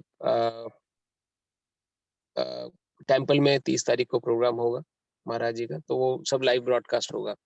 मैं प्रयास करूंगा कि एक बार मैसेज पे आप ध्यान रखिएगा। अगर मुझे मौका मिला तो हम लोग अपना जूम सेशन में आप सभी अगर जुड़ पाए तो महाराज जी से हम आशीर्वाद बीच में ले लेंगे कहीं पर। मुझे अगर मौका लगा तो मैं महाराज जी से प्रार्थना करूंगा कि हमारे हिंदी भगवद गीता ग्रुप में कुछ भक्त हैं जो रेगुलरली आते हैं, तो कृपया आप उनको थोड़ा विशेष आशीर्वाद दे सके। तो ऐसा कुछ अगर मुझे लगा तो I will send a message Hindi Bhagavad Gita group. तो अगर मुझे मौका मिलता है और महाराज जी के पास अगर समय होता है उस समय, then we can have a 15 or 20 minute discussion with Maharaj. प्रभु जी, ठीक है प्रभु। थैंक यू प्रभु जी। किसी का कोई प्रश्न आज तो आज के विषय को लेके कोई बात ना समझ में आई हो, कोई बात मैंने गलत बोली हो जो आपको सही ना लगती हो, तो हम उस पर चर्चा कर सकते हैं। या कोई अपनी रियलाइजेशन आप शेयर करना चाहें, एक्सपीरियंस अपना कुछ शेयर करना चाहें, you can do that. Hari Krishna प्रभु जी, एक प्रश्न था। हरे कृष्णा माता जी। जी माता जी पूछिए।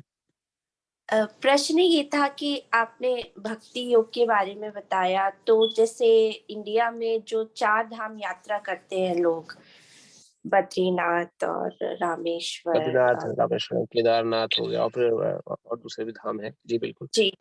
तो उसमें क्या अंतर है? क्योंकि लोग बोलते हैं कि उन्हें मुक्ति मिल जाती है, तो क्या एक बार करने से वो हो जाता है? मतलब फिर कोई भक्ति क्यों करेगा जब उसको इतनी आसानी से 4 धाम यात्रा करके सब मिल रहा है? ये प्रश्न माता था। जी, अगर ऐसा होता तो everybody will take this shortcut correct and everybody would जी जी हाँ, लेकिन फिर भी उसका है, उसकी क्या महत्व क्या है उसका? देखिए, इंटेंट पे डिपेंड करता है माता जी, इंटेंशन क्या है। देखिए, यात्रा भी सबसे नहीं हो पाती है साथ, जैसे कि यात्रा करने वाले भी इन धाम का महात्म्य तो है। जो धाम है हमारे, जितने भी 4 धाम है, बद्रीनाथ, केदारनाथ और जितने भी हमारे धाम है, जगन्नाथपुरी, इनका अपना महात्म्य है। वहां पर जाते हैं अगर आप तो निश्चित रूप से धाम का प्रभाव पड़ता है, मुक्ति तक मिल जाती है। लेकिन क्या मुक्ति हमारा गंतव्य है? अगर आपको ध्यान हो कि मुक्ति जो है ऐसी अवस्था है जैसे जिसमें कोई दुख नहीं है, कोई परेशानी नहीं है, लेकिन कोई एक्टिविटी भी नहीं है। तो जहाँ पे कोई दुख नहीं है, परेशानी नहीं है और एक्टिविटी भी नहीं है, तो जो भक्त है वो इस चीज में ज्यादा इंटरेस्टेड नहीं होता है। जो भक्ति विषय है वो भक्ति विषय है भगवान की सेवा का विषय, कि हमें भगवान की सेवा में लगना है। जहाँ एक्टिविटी है, कुछ करने के लिए, कुछ काम है मेरे लिए, अब मैं अगर मुक्त होकर बस बैठ, तो उस केस में मैं अगर कुछ काम नहीं कर रहा हूँ, मुझे मेरे जीवन में कोई दुख भी नहीं आ रहे हैं, तो अगर मुझे वो स्टेज चाहिए तो there are processes as well. मुक्ति भी हमें मुक्ति के लिए भी लोग प्रयास करते हैं, लेकिन भक्त मुक्ति के लिए प्रयासरत नहीं होता है। भक्त का प्रमुख उद्देश्य होता है कृष्ण की सेवा। अगर भगवान इस संसार में रखें तो सेवा कराएं, भगवान अपने भक्तों के बीच में रखें तो हम सेवा करते रहें भगवान की। भगवान अपने धाम लेके जाएं तो भगवान की इच्छा है जैसे भी। तो धाम यात्रा जो लोग करते हैं, अब उसमें इंटेंशन की बात भी आती है। अगर आप आंखों से धाम के दर्शन करने जा रहे हैं तो कोई तो मुक्ति भी नहीं मिलने वाली। कई लोग जाते हैं साइट सीन करने के लिए, फोटो खींचेंगे, फेसबुक पे डालेंगे, यूट्यूब पे डालेंगे, हम धाम यात्रा करके आ गए, तो उसमें मुक्ति भी नहीं मिलने वाली फिर। क्योंकि धाम की यात्रा आंखों की बजाय किससे होती है? कोई बताएगा? किसी को पता है? कानों से आपने बताया था। कानों से होती है। धन्यवाद माता जी। धाम की यात्रा तब सफल बन जाती है जब आप कानों से यात्रा करें। कान अर्थात सुने उस धाम का महत्व जागे। बद्रीनाथ गए, हम जानते ही नहीं बद्रीनाथ क्यों महान है, क्या हुआ था बद्रीनाथ में, बस गए थे हम बद्रीनाथ, फोटो खिंचवा के आ गए। ना हमें पता बद्रीनाथ में क्या हुआ, ना वहाँ क्या लीला हुई भगवान की। केदारनाथ गए, हमें कुछ पता ही नहीं होगा के बारे में, बस एक मूर्ति है भगवान की है, वहां दर्शन करिए, शिव जी की मूर्ति का दर्शन करिए। बद्रीनाथ में बद्री विशाल जी के दर्शन करिए, साइट सीन्स देखिए, है अच्छी वैली है, अच्छा वातावरण है, मौसम बड़ा अच्छा है। उनके दर्शन करके आ गया तो क्या मिला? मुक्ति भी नहीं मिली, फिर से संसार में आ गए। जब यही अच्छा हुआ तो कुछ नहीं मिला फिर। तो कान से हमें सुनना है। अगर धाम यात्रा भी कर रहे हैं तो धाम का महात्म्य सुनना चाहिए। वृंदावन जा रहे हैं, वृंदावन एक गांव है। अब गांव में आप जाएंगे तो गांव कैसा होता है? अगर हम अभी मेटेरियल दृष्टिकोण से देखें, नेचुरल दृष्टिकोण से, गोबर पड़ा है, गंदगी है, डस्ट उड़ रही है इतनी ज्यादा, डस्ट कॉन्शियस से बोलते हैं सो डस्टी प्लेस, कुछ लोग ऐसे बोलते हैं, धूल उड़ती है, बड़ी भीड़ भाड़ है जी वहां पर, बहुत लोग ऐसे रहते हैं। तो ऐसे जब देखने गए तो फिर वृंदावन का प्रभाव नहीं पड़ेगा। गोवर्धन जाएंगे तो गोवर्धन में तो और वहां तो एक पहाड़ है जी, वहां पर गायें चरती रहती हैं, गोबर पड़े हैं, गाँव के लोग हैं, क्या है वहां पर? कुछ है ही नहीं।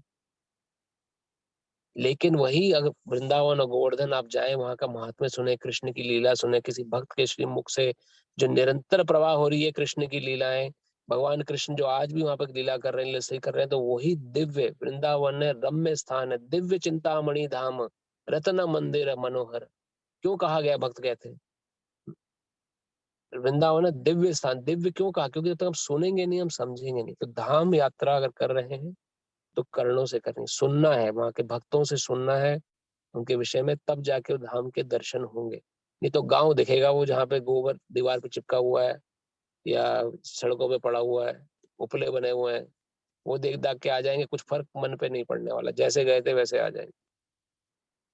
तो ऐसे प्रकार की जो इंटेंशन से आप जा रहे हैं तो धाम यात्रा का भी कोई प्रभाव नहीं पड़ेगा। हाँ, वहां जाके सुन रहे हैं तो उसका फिर रिजल्ट है, उसका फिर एक मटेरियल स्पिरिचुअल रिजल्ट भी है। लेकिन भक्त जो है वो इन सब चीजों में उसका इंटरेस्ट रहता है, लेकिन मुक्ति में भी उसका इंटरेस्ट नहीं रहता है। मुक्ति में भी उसका वो ज्यादा इंटरेस्टेड नहीं होता भक्त। भक्त का मेन इंटरेस्ट होता है कृष्ण, कृष्ण सेवा, बस। हरे कृष्ण प्रभु। हरे कृष्णा प्रभु। बहुत बहुत धन्यवाद आपके सेशन का। और मुक्त की वही मुझे भी अभी फील हुआ बात सुनते सुनते इस चीज का, कि मुक्ति की परिभाषा इंडिविजुअल पर्सन पर डिपेंड करती है कि वो किस चीज को मुक्ति समझता है। भक्त अपने आप में ही, अगर वो सत्विक भक्त है तो पहले ही मुक्त हो गया, वो मुक्त स्थिति है उसकी, अगर वो भक्त है तो। अदरवाइज बिल्कुल मुक्त तो सांसारिक चीजों से मुक्त होना ही, ये परिभाषा पे निर्भर करता है कि वो व्यक्ति किस चीज को मुक्ति मानता है। अगर बिल्कुल। उससे उसकी मुक्ति हो गई तो वो मुक्त हो गए। बहुत सारे प्रश्न हैं अभी, लेकिन मुझे लगता है कि समय इतना नहीं है हमारे पास, हम सब कुछ कर पाए। मेरे भी कुछ प्रश्न थे, आपको पता है पहले से। और वो अच्छा है कि हम किसी ऐसे ही प्लेटफॉर्म पे डिस्कस करें जिससे सभी को उसके बारे में पता चले। और हम एक आध प्रश्न आप कर सकते हैं उसमें, क्या कि अगर हम थोड़ा एक्सटेंड करना चाहें तो 10 मिनट 5 मिनट एक्सटेंड कर सकते हैं। अगर आपका प्रश्न छोटा है तो प्रश्न पे भी डिपेंड करता है। तो प्रश्न प्रश्न पूछने इसलिए जरूरी है क्योंकि प्रश्न अगर मन में रहेंगे तो आगे प्रगति नहीं होती है, वो प्रश्न बार बार कुरुद्दते रहते हैं। तो अगर आपका प्रश्न हाँ हो तो अगर लंबा पड़ेगा तो मैं आपको वो व्हाट्सएप पे जवाब दे दूंगा, लेकिन प्रश्न पूछ लीजिए, क्या पता किसी और के भी प्रश्न हो। प्रश्न तो एक तो वही था कि जब हम किसी भी स्पेसिफिक शरीर के से बांध देते, जैसे मंत्र का खुद था कि मेरे दिमाग में बहुत समय था कि मंत्र जो श्री कृष्ण चैतन्य प्रभु महाप्रभु ने दिया था, तो उन्होंने हरे कृष्ण कृष्ण कृष्ण हरे हरे हरे राम राम राम हरे हरे, राम राम। ये सिद्ध मंत्र है जो उनके द्वारा ही सिद्ध हुआ है, जो प्रथम उनके मुख से निकला। और मैं उसी में था कि अगर ऐसा किसी का भाव आता है कि, और मुझे ऐसा लगता है कि शायद जब भाव आता है तो हम इसका मतलब हम शरीर से एसोसिएट कर रहे हैं इस मंत्र को, जो बेसिकली नहीं है। जैसे कि अब कोई कहता है कि भाई जैसे राम भक्त भी होते हैं और कृष्ण भक्त भी होते हैं, तो ये एक मंत्र जो है जो दोनों भक्तों को एक ही साथ रखता है कि हाँ, ये दोनों एक ही भक्त हैं। तो जैसे परंतु विष्णु जैसे अवतारों की बात करते हैं तो बहुत सारी चीजें हैं जो कि उस मंत्र में केवल राम और कृष्ण ही क्यों है, और केवल कृष्ण ही क्यों नहीं है। अगर मैं हरे कृष्ण कृष्ण कृष्ण हरे हरे और हरे कृष्ण हरे हरे करूंगा उसमें, और हरे कृष्ण कृष्ण हरे हरे राम राम राम करूंगा, उसमें क्या अंतर है? होना नहीं चाहिए। ये भाव का अंतर है या प्रति व्यक्ति विशेष की मान सोच का कुछ कंफ्यूजन है, क्योंकि ये मंत्र ये के ऊपर प्रश्न, ही है। हाँ, ये प्रश्न बहुत सुंदर है प्रभु। उसका संक्षिप्त परिचय यही है, उत्तर यही है कि आ, जब तक हम अंतर देख रहे हैं राम में, कृष्ण में, नरसिंह में या किसी में भी, तब तक हमारे अंदर ये भाव है। और ये जो अंतर है भाव का ही है, क्योंकि जो भाव आपके मन में पैदा हो रहा है वो भाव अंतर दृष्टि का है, बता हुआ अंतर देख रहे हैं कि कृष्ण जो है वो अलग है, राम अलग है। मैं कृष्ण कृष्ण क्यों नहीं बोल सकता, राम क्यों मैं लेके आ रहा हूँ, या राम राम क्यों नहीं बोल सकता, कृष्ण क्यों? अगर आप भगवत गीता आप ध्यान से पढ़े तो भगवत गीता भगवान क्या वर्णन कर रहे हैं कि समस्त चराचर प्रकृति जो है वो मेरा ही अंश है। वो भगवान कृष्ण ने क्लेम किया। तो भगवान कृष्ण, भगवान, अब देखा संसार दृष्टि से देखा जाए तो भगवान राम पहले आए थे त्रेता युग में, भगवान कृष्ण बाद में आए। लेकिन भगवान राम के समय में भी भगवत गीता थी।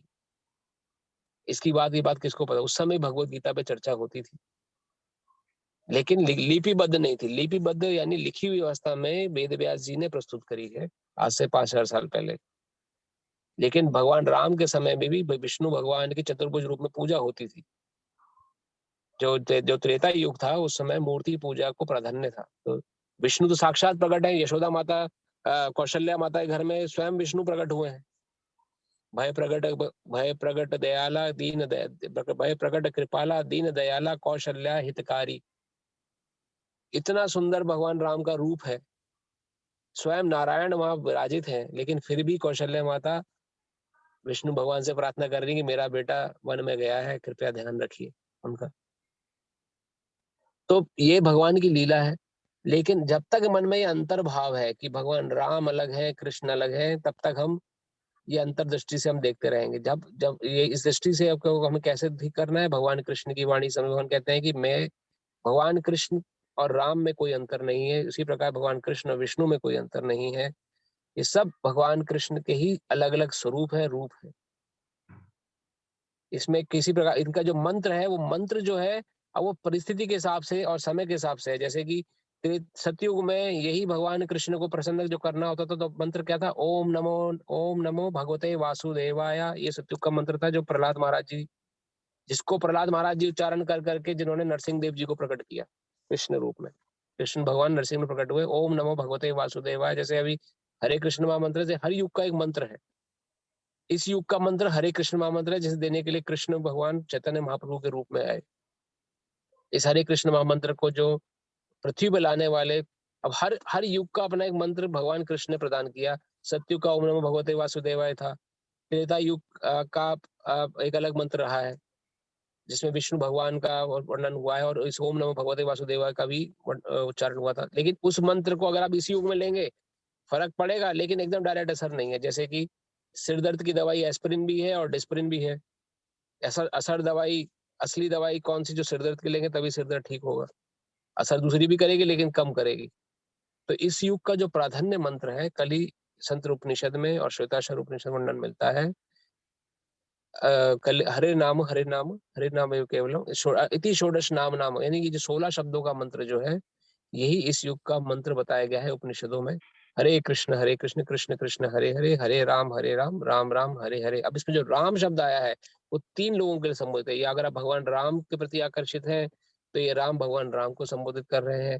इन्हीं राम को बलराम जी का रूप भी बोला गया है। बलराम जो भगवान के बड़े भैया थे, दाऊ जी, बलराम जी, उनको बोला जाता है। और यही राम जो है कृष्ण का रूप है, जो कि कृष्ण को ही बोला गया है। उनको मन, जो राम शब्द का अर्थ क्या है, जो विश्वामित्र जी ने कौशल्या माता जी और दशरथ जी को बताया था कि आपके पुत्र बहुत आकर्षक है, ये सबको आनंद प्रदान करने वाले हैं। जो उनको देखेगा, एकदम कितनी बड़ी से बड़ी डिस्ट्रेसफुल सिचुएशन में क्यों ना हो, जिसने भगवान राम को देख लिया उसकी वो अपनी सारी परेशानी भूल जाता है। ऐसी स्थिति थी भगवान राम की उस समय। कितना दुखदायी व्यक्ति क्यों ना होगा, वही भगवान राम की छवि देख के एकदम सब भूल जाएगा। ऐसे कितने उदाहरण थे कि जटायु मरणासन स्थिति में बैठे थे, लेकिन भगवान राम के जहां दर्शन हुए वहीं राम राम कृष्ण, वहां पर अपना पूर्ण पीड़ा भूल गए। उसी प्रकार से शबरी माता कितने समय से प्रतीक्षा कर रही थी भगवान राम का, कब आएंगे कब आएंगे। वो परेशानी में प्रताड़ना भी सह रही थी, लेकिन जहां भगवान राम के दर्शन हुए वहां अपनी सारी परेशानी पिछली भूल गई। कैसे रोज उठ के 1 किलोमीटर तक झाड़ू लगा के आती थी, फूल चुनती थी, सब कुछ करती थी, लेकिन कुछ याद नहीं रहा उनको। तो भगवान राम की क्वालिटी है, और उन्हीं क्वालिटी को यहाँ प्रदर्शित किया गया इस मंत्र में कृष्ण रूप में। कृष्ण को ही राम कहा गया कि सबके मन को जो आकर्षित कर ले। तो भाव का खेल है प्रभु कि जिस भाव से भगवान देख रहे हैं। और अंतर्दृष्टि इसलिए है क्योंकि आप अभी तक भगवान को अंतर्दृष्टि से देख रहे हैं। आप एक रूप में देखना प्रयास करेंगे तो शायद ये भाव दूर हो जाएगा। धन्यवाद प्रभु। हरे कृष्णा प्रभु। हरे कृष्ण। और एक और था आज के सेशन से रिलेटेड ही, जी जो जब हम निष्भाव से मतलब बिना किसी अभिलाषा के भक्ति करते हैं, तो वो समझने की कोशिश कर रहा था कि अ, भक्ति के लिए किसी भी अभिलाषा की, मतलब भक्ति का स्रोत कोई अभिलाषा नहीं होनी चाहिए, लेकिन अभिलाषा तो होगी। मतलब एक मनुष्य, आपने सांसारिक जीवन में आप जन्म लिया है तो आप अभिलाषा तो होगी। तो ऐसा नहीं हो सकता कि मनुष्य बिना अभिलाषा के हो, ऐसा कोई हो ही नहीं। और जब कोई परेशान होता है तो सबसे पहले वो किसको याद करता है? वो किस लिए? क्योंकि उसकी अभिलाषा है, उसको एक उम्मीद है कि मेरा कष्ट दूर हो जाए। ऐसा भी होता है। और ये भक्त भी मांगता है कि प्रभु मेरे कष्टों का निवारण करें। और वही उससे पहले, मतलब ये दोनों चीजें हैं, मतलब दोनों चीजें कोएग्जिस्ट करती हैं। एक ही साथ अभिलाषा होगी भी ही, लेकिन बस उसमें जो मुझे समझ में आया कि भक्ति का स्रोत अभिलाषा ना हो, वो हमें ध्यान रखना चाहिए कि मैं इस अभिलाषा को केंद्रित करके भक्ति ना करूं।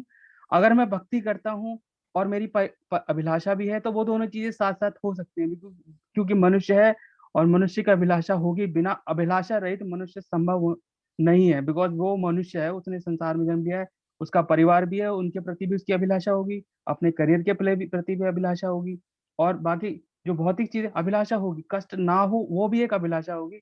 लेकिन उन सब चीजों को भक्ति का स्रोत ना बनाए, यही मुझे समझ में आया। अगर इसका कोई और मतलब है तो आप बता सकते हैं। आई थिंक प्रभु जी, मैं बोलिए प्रभु बोलिए।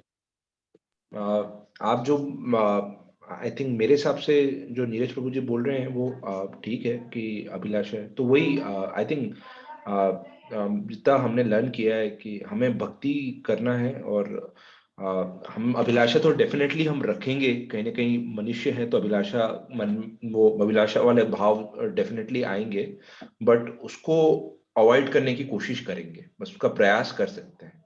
सक्सेसफुल होंगे या ना होंगे वो तो नहीं के बोल सकते अभी, बट वो प्रयास कर सकते हैं। बट हाँ, अभिलाषा तो डेफिनेटली होगी। अगर आप मनुष्य है तो अभिलाषा तो डेफिनेटली होगी। करें जी, तो बिल्कुल सही कहा प्रभु आपने। और इसका जो आप थोड़ा डेफिनेशन ध्यान समझें, जो उसमें डेफिनेशन श्रील रूप गोस्वामी ने वर्णन करी है, अन्य अभिलाषिता शून्यम।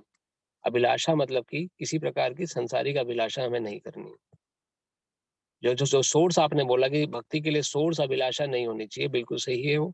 क्योंकि अगर हम अभिलाषा रख रहे हैं कि भगवान मैं आपका भजन कर रहा हूँ, मंदिर जा रहा हूँ या कीर्तन कर रहा हूँ तो मुझे कुछ रिजल्ट में मिले, तो ये नहीं करना है, वो भक्ति नहीं है। अभिलाषा शून्य व्यक्ति नहीं हो सकता, इसलिए भक्त क्या करता है, वो अभिलाषाएं कृष्ण के लिए करता है, वो वही कला उसे सीखनी है। हर कुछ कृष्ण से जोड़ दीजिए। अगर आपको अभिलाषा शून्य नहीं हो सकते, बिल्कुल सही बात है, तो अभिलाषाएं भी कृष्ण के लिए करें। कि मैं आज अगर कुछ सामान खरीद रहा हूँ अपने लिए, तो कृष्ण के लिए भी कुछ खरीद लेता हूँ। मैं कुछ खाने जा रहा हूँ तो कृष्ण का भी कुछ पकाता हूँ खाना। मैं दर्शन जाप करने जा रहा हूँ, किसी का प्रचार कर रहा हूँ, इसको भगवान कृष्ण में भगवत गीता दान दे देता हूँ। तो इससे क्या होगा, जब अभिलाषाएं भी मन में अगर आ रही हैं, अगर कृष्ण से अलग हटके कोई अभिलाषा मन में है तो वो इंद्र तृप्ति की संज्ञा में आ जाती है। अब जैसे मेरे अंदर अभिलाषा है, मैं वैसे तो भजन भक्ति कर रहा हूँ, लेकिन मैं चाहता हूँ कि मेरा नाम हो जाए, मुझे लोग पहचान ले जी, ये बहुत बड़े प्रकांड विद्वान ध्यानी व्यक्ति हैं, इनकी सुननी चाहिए, और मैं उसी लिए प्रयास करने लग जाऊं अगर, तो अभिलाषा क्या है, बोल कृष्ण कथा रहा हूं, मन में अभिलाषा क्या चल रही है कि मेरा नाम हो जाए। उसी प्रकार संसार के कोई भी हम काम कर रहे हैं, काम पूरी टीम ने मिलकर करा, लेकिन अभिलाषा क्या है कि मेरा नाम हो जाए, बस मैं कुछ हूँ इस टीम में।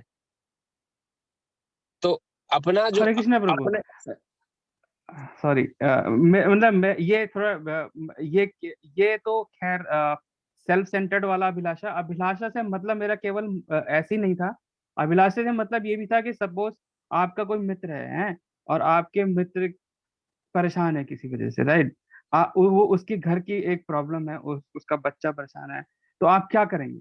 आप भगवान से प्रार्थना करेंगे उसके लिए। मैं उस डायरेक्शन में नहीं जा रहा था जिसमें लोग सेल्फ मैं समझ सेंटर्ड है, गया मैं आपकी बात। उस डायरेक्शन में देखिए, जा रहा था कि हाँ तो जी, उसमें वो अभिलाषा रखेगा कि इसका कष्ट दूर हो, तो वो किससे कहेगा? वो अपने परम हाँ जिसका तो वो जिसका उसको आराधना उसका करता है इंटेंशन उसी से क्या है, कहेगा। देखो मेन मेन चीज वही है कि अगर आप अपने मित्र का दुख दूर करना चाह रहे हैं, तो उसमें आप वो जो अभिलाषा कर रहे हो, दुख दूर क्यों करना है, इंटेंशन क्या क्या, उसे भी टेम्पररी सुख मिल जाए, या आप उसका दुख दूर करना चाह रहे हैं कि अगर इसका एक बार इस दुखी स्टेज से बाहर निकल जाता है तो मैं ऐसे थोड़ा इसको परमानेंट, इसे कोई ऐसा सोल्यूशन बताऊं कृष्ण भक्ति से, बाद में से दुख उठाना ही ना पड़े।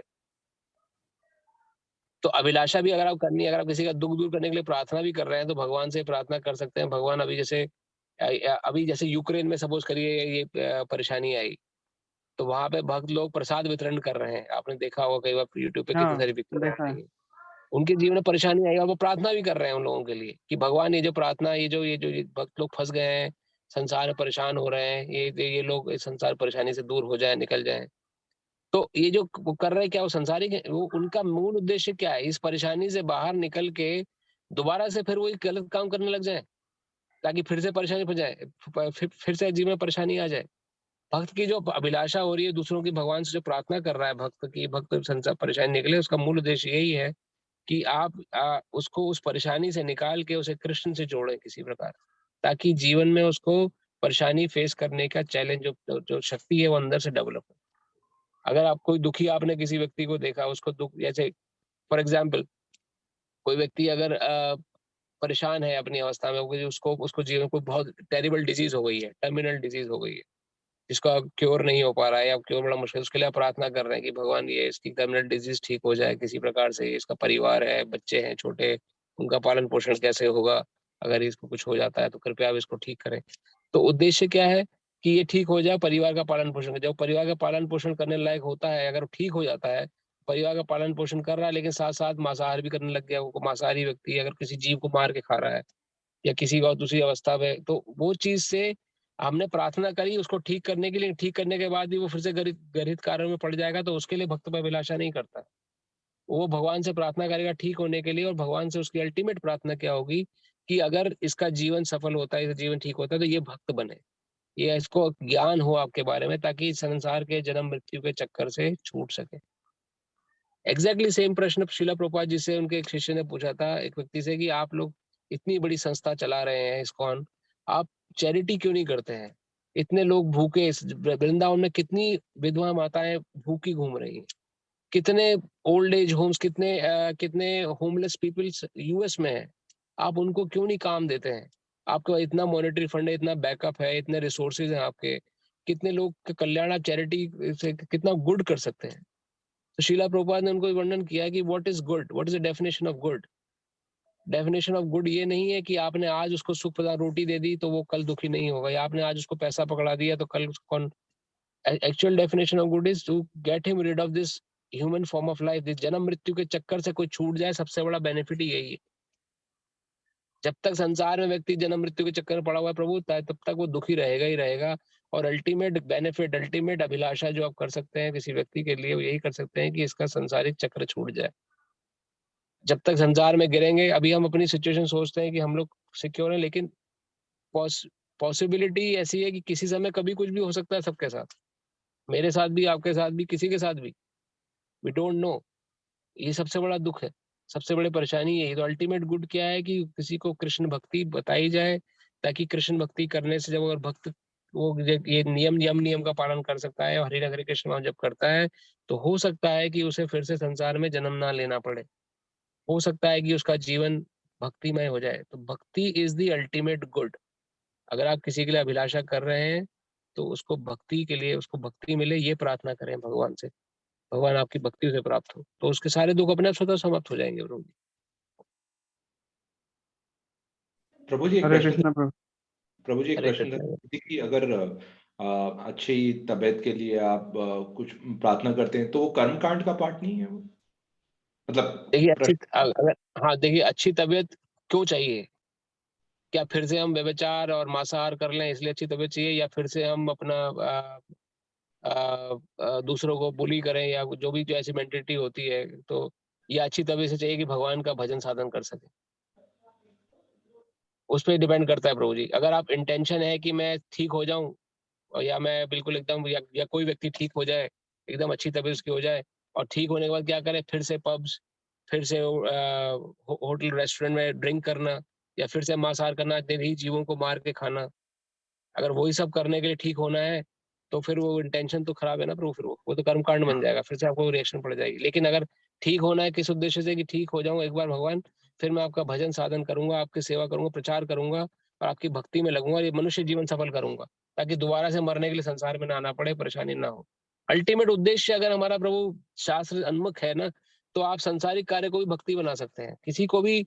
वो एक सेंटर, बस उसी चीज को हमें सीखना है भक्ति भगवदगीता में, कि कोई भी चीज का सेंटर कृष्णमय बनना है। और संसार के जो भगवान ने भगवत गीता में हमें कहा है करने के लिए, अगर उसको हम बाई हार्ट पूरे डिटर्मिनेशन के साथ करते हैं, तो आप कुछ भी काम करें, फिर चाहे आप नौकरी करें, चाहे आप किसी की सेवा करें, किसी के लिए प्रार्थना करें, अगर ultimate good benefit, ultimate direction उस उन्हीं पैराफ्रीज के अंदर है जो भगवत गीता के द्वारा बताई गई है, तो एवरीथिंग इज भक्ति। धन्यवाद प्रभु जी, क्लियर हो गया आंसर। हरे कृष्णा प्रभु। 10:47 लोकल टाइम के अनुसार मेरे यहाँ पर कोई और प्रश्न किसी का, एक दो?